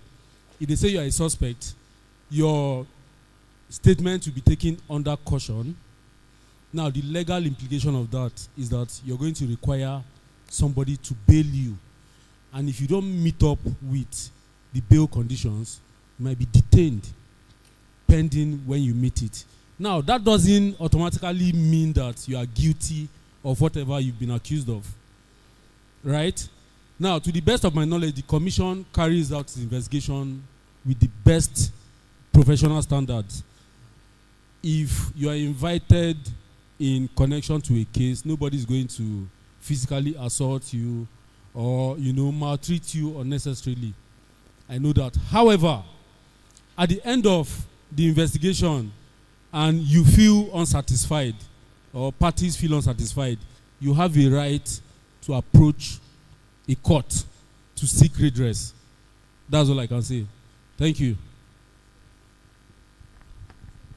Yes, and just a word in addition to what he has said. If we feel you are a victim of any misfeasance on the part of public officers, there is what is established, what is called Victim Support Fund. It's organized or managed by federal government. You can apply and then give particulars of what led to what you feel you have been victimized. If you qualify, why not? There's a fund for you, Victim Support Fund. They can give you. So it's available for you if you think you have been victimized. And then speaking about the fact that There's a report made to our various, about 2 of our directorates, and nothing has happened, or not has been seen to have happened. So investigation is not a one-off thing. When we talk about best or standard practices, you don't need to even let your subject know that you are investigating him. Allow him live his free life. In US or in the Western climes, they will be on one case for over 20 years. You will not know that you are being investigated until they gather everything about you before they will be invited. But this is our culture of, you report today, you want us to go and bring that person to come and detain him and then start investigation. It's not done that way. When you report, we will investigate without necessarily getting in contact with the subject, the person you have reported against. No. So if you're not seeing that you have not done something for the past 2 years, that does not mean we're not doing anything. You may not know. We may not even tell you we are doing something. But we are doing. That is the standard practice. Silently, we'll be investigating you until we get everything about you that can, to a reasonable extent, establish a crime against you. We therefore invite you. Say, hey, come. There is this allegation against you. What do you have to say? But then we'll have evidence that we can confront you. So you have no other excuse but to succumb or ask for plea bargaining. Then the other issue raised that what we take home is not adequate to sustain us and sustain our families. Somebody asked a question, what are the causes of corruption? And I answered that pressure, greed, these are some of the causes of corruption. The pressure from your family should not push you to commit crime. Know how to manage your family within your income. Don't allow pressure. We have pressure everywhere. We are also civil servants. Don't allow pressure to push you to break the law. If you break the law, it's not a defense that my salary could not give me or take me home, so I need to go and do something else to take me home. No, that's not a defense. And the kind of farming allowed, the law, unfortunately, and more unfortunately for us, the law does not restrict the type of farming. You can bring 100 tractors and deploy them. You can do your mechanized farming. You can import pigs. You can do poultry. Whatever level of agriculture that you can do. You can buy the whole of Ondo and turn into your farm. Nobody cares. You can be making billions. But once it is agriculture, the law allows it. Thank you.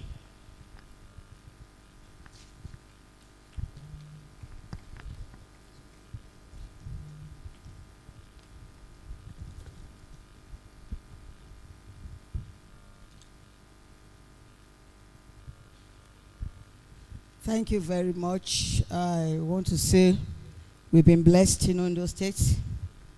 We want to particularly thank Mr. Governor for giving us these beautiful and wonderful opportunities.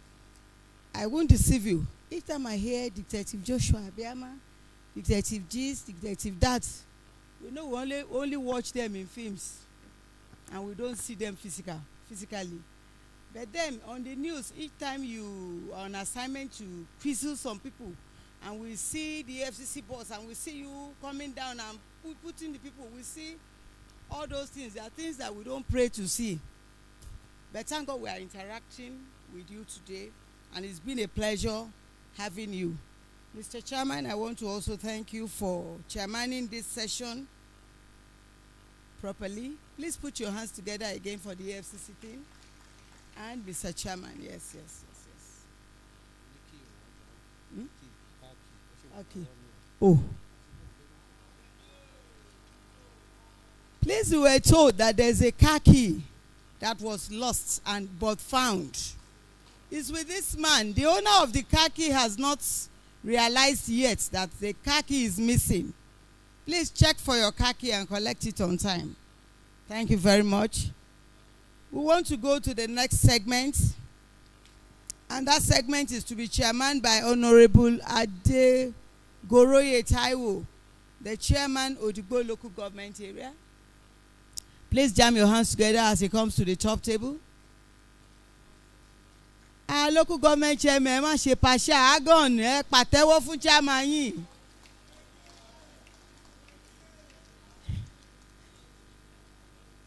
Thank you very much. And to deliver this paper,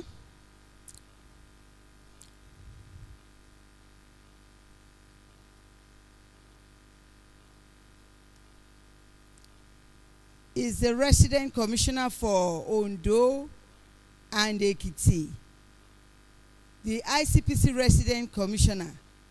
He is Mr. Tiku Menge Andrew. Please put your hands together for him as he comes to take over the mic from me. And the topic is best practices in public procurement and financial management in line with ICPC Act. Wow. Wow, wow. It's like it's not the person that I thought would deliver the lecture. Because I've actually fallen in love with him since yesterday, and I think I... Thank you.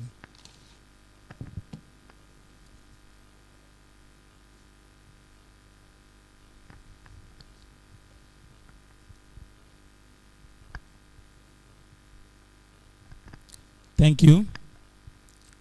The chairman, participants, permit me to stand on the already existing protocol.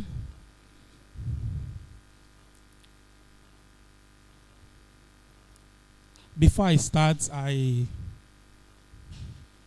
want to announce that the resident anti-corruption commissioner, ICPC, Mr. Tiku Andrew Menge. Yes. Is here present. He prepared this paper, but he was supposed to be in Abuja. Fortunately, he asked me to represent him. He later did not travel. He's here. He's seated right there.